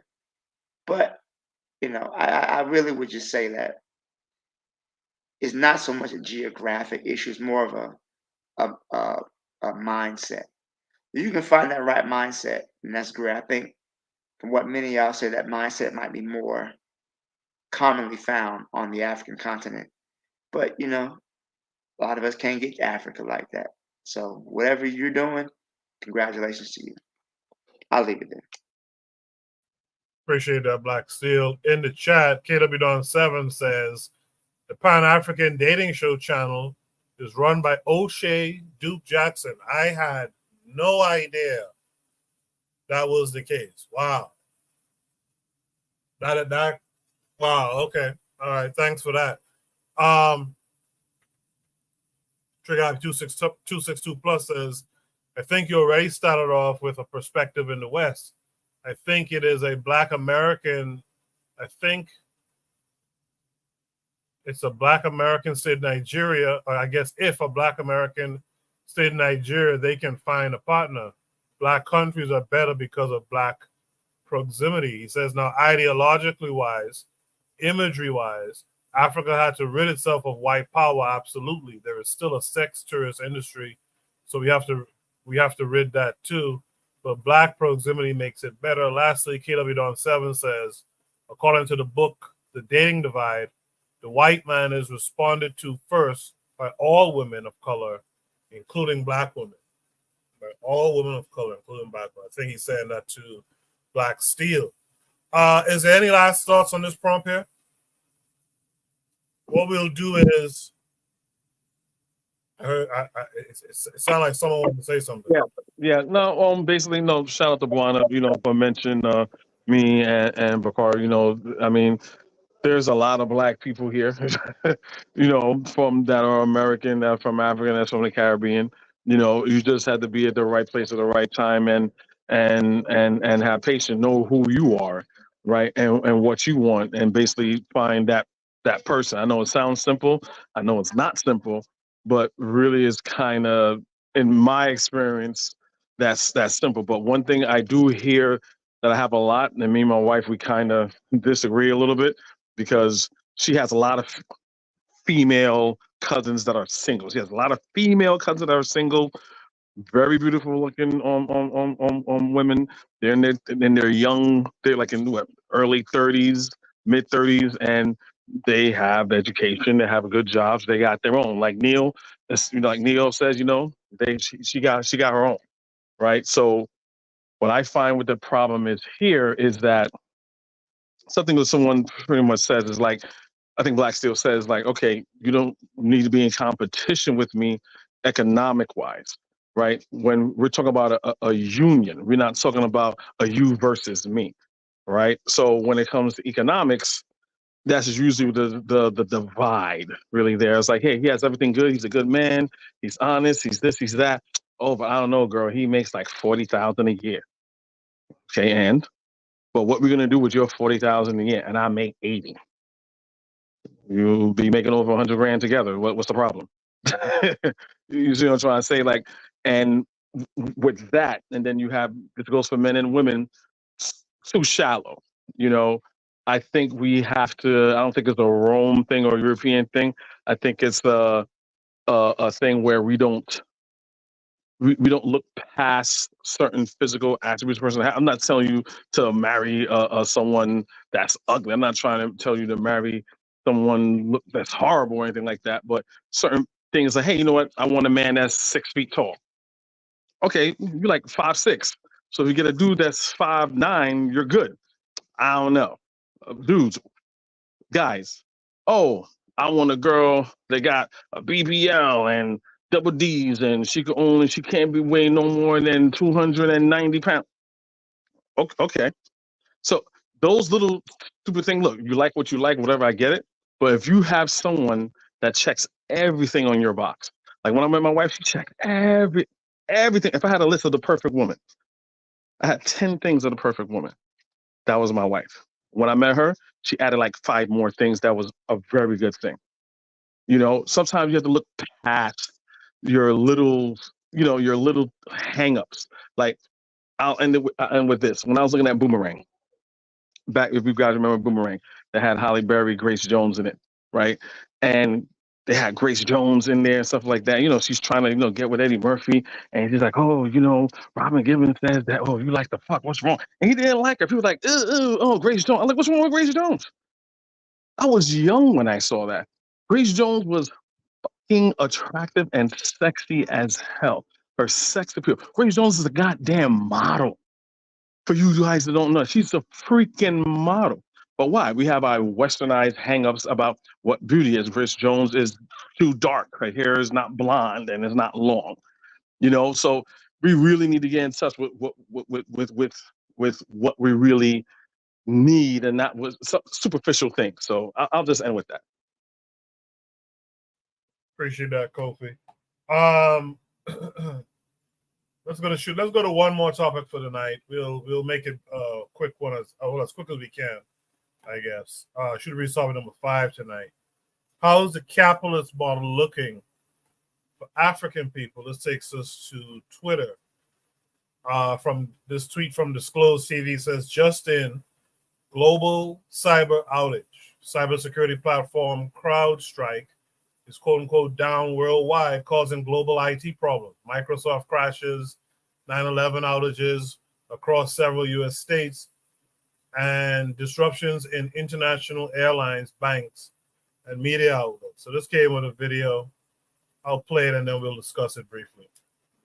Hi, Tom Connell here. We've got a huge unfolding story in Australia and right around the world, but we can't bring it to you in the normal way. Why? It's affecting us at Sky News, at Foxtel, many customers, many users, many businesses. What's happened is we believe a malware company called CrowdStrike has essentially gone down. If we have a look at our studio here, this is what it looks like on many computers right around the world. Now, technical operators call this the BSOD, the BSOD, the blue screen of death. People are loading, systems are crashing, they're loading again and again and again. It's on a loop. So many companies are unable to work right now, including Sky News. Now, it's affecting users in Australia. We're talking major banks, telcos, media companies, Sky News, obviously. ABC Radio was completely down last time we saw it as well. But it's right around the world. This is an international company. We can see here what it's doing as well to our screens. We've seen users in the US, in Europe, in Asia, New Zealand, right around the world this is happening. So this will be a massive story. There are offices everywhere that have just gone completely down, people unable to work. There'll be payment systems not working, and all sorts of issues, including for telcos. Remember that last outage for Optus and all the issues caused there? So this is massive. As I said, we believe the company is CrowdStrike. That's the belief at the moment. The last contact we had, by the way, with the Minister's office was that the belief was it was going to be CrowdStrike involved and they were working to fix their systems, but it's up to them to do it. So the stress on that is it's not a hack, if you like, where the government has to try to ward it off. It's a systems issue within CrowdStrike when an update happens. So once that update has been pushed through across the world, as soon as that update happened, companies are just going down, including here at Sky News. So you can see this is the situation right now in the studio. We're hoping this issue, we believe CrowdStrike will get fixed so that we can get back on air and tell you what's going on. And obviously we're hoping it's not disrupting your lives too much as well. So that's the update right now. Keep tuned in and we'll give you more updates as they come to hand. All right. So this, of course, is from that event that happened about 2 weeks ago, I guess, week and a half ago, where Microsoft was down, and I guess the underlying reason was because of this CrowdStrike thing. But the question for this topic is, how is the capitalist model looking for African people? So I'm going to mix it up this time. I'm going to start with Buana. Buana, what are your thoughts on that? How is the capitalist model looking for African people after watching this video? I don't see the connection, Coco, if I'm being honest. First of all, I would advise that my brothers should be become technologically literate. I would advise that, because this is not. First of all, there's something called in terms of computer systems. There's something called redundancy, and something called failover. That means that there is not only one site. If I have a company, right? If I have a company that's run off of technology, I won't only have that just one company. I would have backups in place. That means if my servers in that technology fails, I would automatically fail over into another service system where I wouldn't have to go down. I wouldn't have any downtime. I would still be able to get up very quickly, very quickly.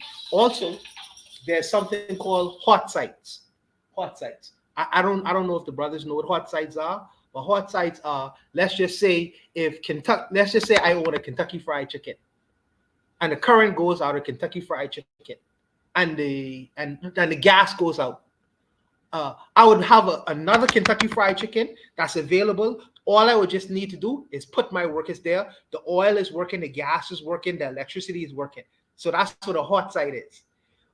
Most major companies like this, they have certain things called hot sites. They have certain things called redundancy, backups in place, just in case one part of the world goes down. I'm experiencing a major hurricane in this particular area. I'm easily able to transition the company to another place that's in Texas or Arizona, and my company will be up in seconds. In seconds. This is the reason why when I look at this video, I have to apply technical knowledge to this and say that it's fugazi. It's not a real video. Anyone who have any technical literacy would understand in terms of how companies function and work that this is not real. I don't believe it. Me personally, me looking at this, in terms of the capitalist model and how it looks in Africa, that's a whole different kind of discussion, because that's a whole different kind of discussion. It's no connections. I don't see the connection. I don't really see the connection. Maybe other brothers will, but I don't see the connection there, to be honest. But I'll leave it there for others to go. Real quick, I forgot that this came with two attachments. On the screen is the second attachment. It says breaking: Russia declares its planes and systems are still up and running, despite widespread global cyber attacks across Europe and virtually all of the West. Russia thanks the domestication of its systems for this and says this should be a lesson to nations that still depend heavily on Western operating systems and softwares. Russia began domesticating its operational systems on multiple critical softwares after the West came hard on Russia with mind-numbing sanctions that affected almost every aspect of life in the wake of the Russia-Ukraine war. Today, Russia and China seem to have reached a point of remarkable stability in their software domestication and independence. So I guess you could look at, the connection with Africa is the dependence aspect of it. With that said, Buana, do you want to add anything else, or do you want me to come back to you later? No. In terms of dependency, I think that the Nigerians are trying to send a satellite into space. I think that they have a program where they are trying to send satellites into straight space, where they don't have to rely on American satellites or Russian or Chinese satellites. So in terms of dependency, I understand that kind of connection. But as far as in the initial video, there's no nexus. There's no connection where I see this capitalist model having to relate to what the discussion was initially. So I just really wanted to put that out there. I'm trying to be quick, Coco. I know the other brothers want to go, so maybe they may add something that I didn't see to the prompt itself. Sure thing. Let's hear from Black Steel next. How is the capitalist model looking for African people? So one thing I would say is that capitalism tends towards monopolies, right? So what happens is that as one company gets bigger and bigger and bigger and bigger and bigger, they tend to buy up their competition. So then you have only one source for technology. And then you have something like this happen when you have a worldwide crash because all the systems are owned by monopolies. Microsoft is the world's largest, I think, 90% of computers in the world run off Windows. So when this happens, it's going to affect most of the world in a negative way. So that's kind of where I look at it when we talk about monopoly and capitalism and everything else like that. My understanding is that okay, yeah. So what's happening is that all these computers are owned by one person, and look what's happening. You're going to have a breakdown like this, and then what happens? Where do you go? That's how I look at it. It's not. It's the thing is that capitalism is never meant. It's not going to work for African people. It's never meant to work for African people. That was not the goal. Capitalism is all about extraction of resources and making sure the wealth is transmitted to the 1%. Really. So it was never intended to work. And I think people who say it works or try to consider it a viable option are just in denial of what the system is supposed to be. So I'll leave it there. Thank you. I appreciate that, Black Steel. Kofi, what are your thoughts here? I'm gonna have to kind of agree with Bwana right here. Understand the question, but I don't think it's it's really prefacing what really happened with the outage and the Ukraine thing, and I'm using it as a personal experience. So I work for like IT company. My brother, he works in Virginia. He works for a hospital, and he said, "Hey, there was this outage. Do you know anything about it?" I'm like, "I worked all day. I was good." And he was like, "Oh, it's a big outage, and everything had to be held at the hospital. You have to stop up, operations, and all the stuff just came to a halt." I was like, "Well, I don't know too much about that. I mean, and I really didn't really look into it because it wasn't something that was like really affected like me or anyone in my company for that matter. But it was I do understand it was something that affected some people, but I don't think it's something. Again, I'm agreeing with Buana because this is the global market, right? And you have to keep up with technology, right? Technology is the new wave. Africa cannot be left in the dust. No country is going to be left in the dust. No country is going to be considered a first world country that's able to do logistical trade services or anything on a wide scale without using technology. Technology is the new wave, right? Just like how you have the Iron Age, and you have the Bronze Age and stuff like that. These are just ages of progression, right? You have the Industrial Revolution. We can't say that we're progressing as a people and we're still in the Iron Age. That just doesn't make sense, right? Capitalism is always transforming. It's always changing. It's always fine-tuning itself in order to do what Black Steel says, right? To make money, to maximize profit. So it's a lot easier to use technology, than to count $50,000. You know what I'm saying? So the age of the computer, age of technology is something that we're gonna need to implement it. And like Juana said, you have to have like backup servers because I use Windows. Maybe they crashed because it was a cyber attack. That's possible. It could be too they had a shitty firewall. It could be due to their servers crap. It could be, again, I don't know specifically what happened, but it could be like a number of reasons. But I know specifically for myself, working in New York City, it wasn't like a total shutdown. Like there were systems in place as a backup if that was an imminent threat. So I'll pretty much just leave it there. I appreciate that, Kofi. So that brings us to Oni. Oni, you could explain it better as you give your response to what you've heard others say. How is the capitalist model looking for African people? How do these two attachments tie into Africa and capitalism? Yeah, I didn't see the connection with the first video, but the second video kind of. I mean, the second thing does clarify. You know, I think damn, I'm agreeing with this brother, but I think Black Steel put it that capitalism tends to monopolies, and not just monopolies. We have to understand that um there is a difference between capitalism and mercantilism. Okay. So I think a lot of times when we speak about economics, we're talking about mercantilism, the economics that was 300 years ago, 400 years ago. But the thing about that makes capitalism a little different is this idea that capital, or the bourgeoisie or the international, that this international owners of the means of production uh, have uh, have their abilities extend well beyond even the borders of their country.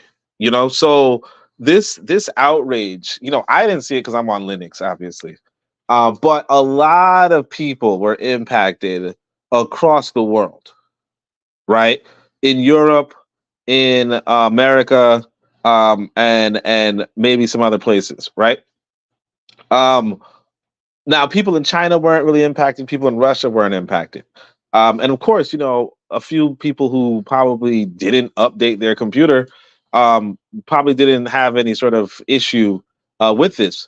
But the reality is that you have this corporation, right? It's CloudStrike or whatever, right? Which has this sort of global influence, this sort of pervasiveness, this sort of large scale operation to which it's one of the fundamental blocks for the operation of the economy. And I'm saying this because I think I had arrived in America just a few days prior to this outrage, but a lot of people lost their flights over this blue screen, if you will, right? A lot of advertisements around the world, and what it's telling you is that one, the system is very vulnerable, and two, the system is being run by just a handful of corporations and being supported by a handful of supporting staff. There are people with clientele, extending into the billions, let's say, or extending into the hundreds of millions, and that sort of vulnerability, and that in and of itself is the real, true capitalist model, right? Now, I think we like to, like I said, we like to distinguish between capitalism and mercantilism. Well, we're not really like to distinguish. We like to conflate the two, right? But realistically, capitalism is, well, put the Windows operating system in your country and put the CloudStrike, as the cybersecurity firm. Put this, do that.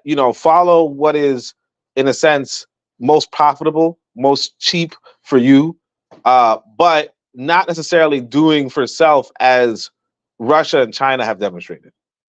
And then and of course you could see that while you're in the continent of Africa, because whereas I could tell you, hey, look, being on the continent of Africa, the women are great, obviously, but you also can see a lack of independent industry. You could also see a lack of independent industry, and that is and unfortunately, if you actually study what capitalism is about, it is central in the capitalist model to deprive other countries, other nations of that sort of industrial capacity, right? It's fundamental for America, for instance, like when we talk about what America is doing in IT, right? It is fundamental for America to be to be subduing and suppressing the Asian economy. So that is really, what every other people have done. Every other people who are really honest about the development of their people, what they've all done is they've kind of pushed back on. Some people say globalists. I think the Republicans now, the MAGA people say globalists or whatever. But they've pushed back on the international capital movements. The international capital movements, which, for what it's worth, normally the Republicans and Democrats both represent and stride. But that international capital movement is pretty much at the core of why Russia and China could be unaffected by widespread failure in cybersecurity, and that's pretty much the tie-in. I hope that clarified. Appreciate that. Before you guys go, that's the last topic for tonight. Shout out to Jigan, who's out there in the chat as well. I'd like to get you guys to give a positive shout out for the week. I'll start with Black Steel. Black Steel, what would you like to shout out this week?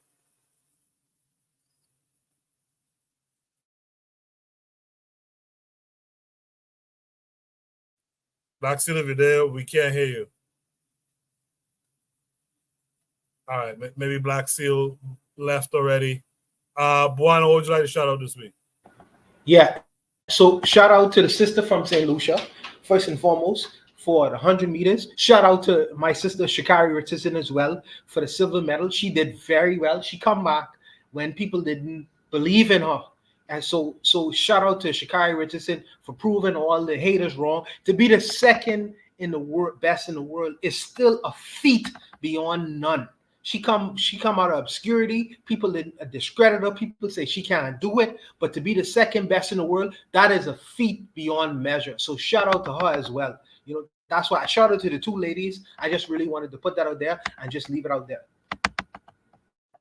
Appreciate that, Buana. Kofi, what would you like to shout out this week? Man, Buana took my shout out. That's a shout out to all the Black Olympians. Shout out to whether if you win or lose, whether if you're gold or bronze, thanks for representing us, your community, your country of origin, and shout out to the panel, and pretty much shout out to the topics that you're bringing forth. That's pretty much it. Appreciate that, Kofi. Make sure you guys are tuned into Kofi's channel, Kofi the Black Critic. Make sure you're tuned into Bakari. Make sure you tune into the forecast as well. Trigger Happy 262 Plus says, even though they didn't make it out, shouts out to South Sudan. Luau Dang used his wealth to build something for Africa. It should be a lesson. I appreciate that. That's also, I'll piggyback on that too as a shout out as well. Only last but not least, what would you like to shout out this week? Yeah, obviously shout out to the sister, St. Lucia. Also shout out to I'm not really into the Olympics. I haven't watched any of it, but notwithstanding, I'll still shout out some people. Simone Biles, I think her name is, the gymnast. I don't know if she competed. I think she might have. I don't know. But no, I think she got a gold, and shout out to her husband too. Because that brother, he's a cool guy. He's a cool cat. So shout out to him. And shout out to her. And that's pretty much it. I'm actually surprised Jamaica didn't get nothing in the 100 meter, but shout out to the sister for winning and bringing the first medal. Hey, Jamaica always winning. Yeah, leave some medals for somebody else. No, I'm saying, but they didn't even medal there. It was weird. It was like I'm looking at the results and I'm like, why are there two American flags? That don't make no damn sense. But okay, I'm like, Jamaica looking weird today, but okay. Jamaica always winning. But let me say this. That's what I'm saying. I don't make no sense. I'm looking at the Jamaican girls wearing. I'm like, where they from? I was gonna say where they from, St. Lucia, but I guess not.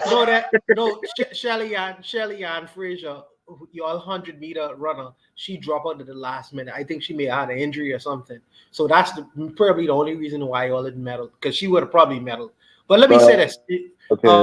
To really just, I really wanted to put something out there. For the brothers who listening, we listen faithfully. When Koku is not on, you all call me sometimes. What happened into the show? What happened in the show? Support the show you all love.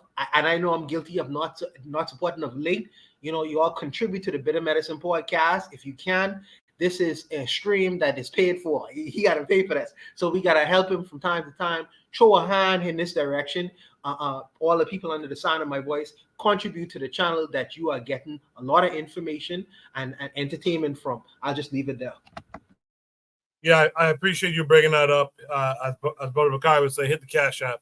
But also, usually I try to post it on the community tab if I know I'm not going to make it back home in time to do the show. And I see people will send a message, hey, there's a show tonight.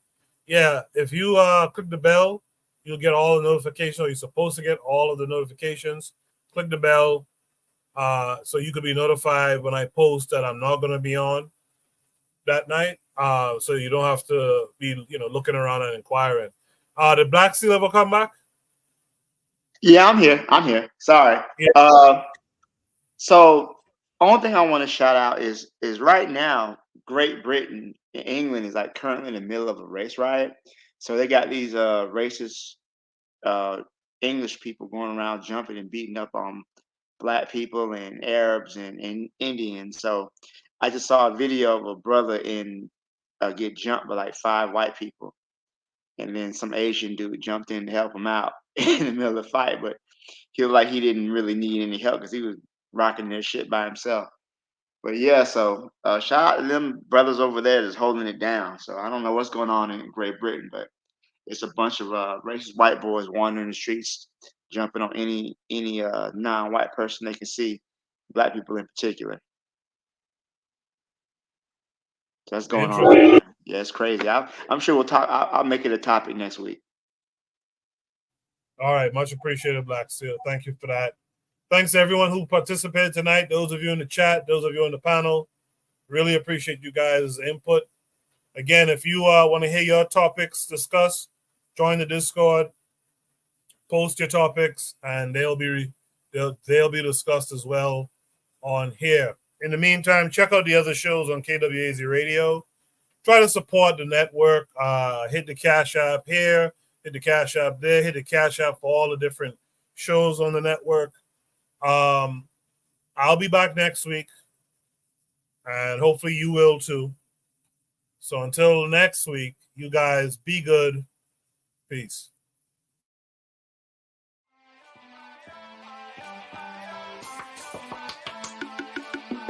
Thanks for listening to the Bitter Medicine Podcast with your host, Koku. If you like what you just heard, we hope you pass along our web address, bittermedicineblogs.com, to your friends and colleagues, and share our show to all your social media. Be sure to check out our archive section on our website for previous podcasts. This has been a KWAZ radio production.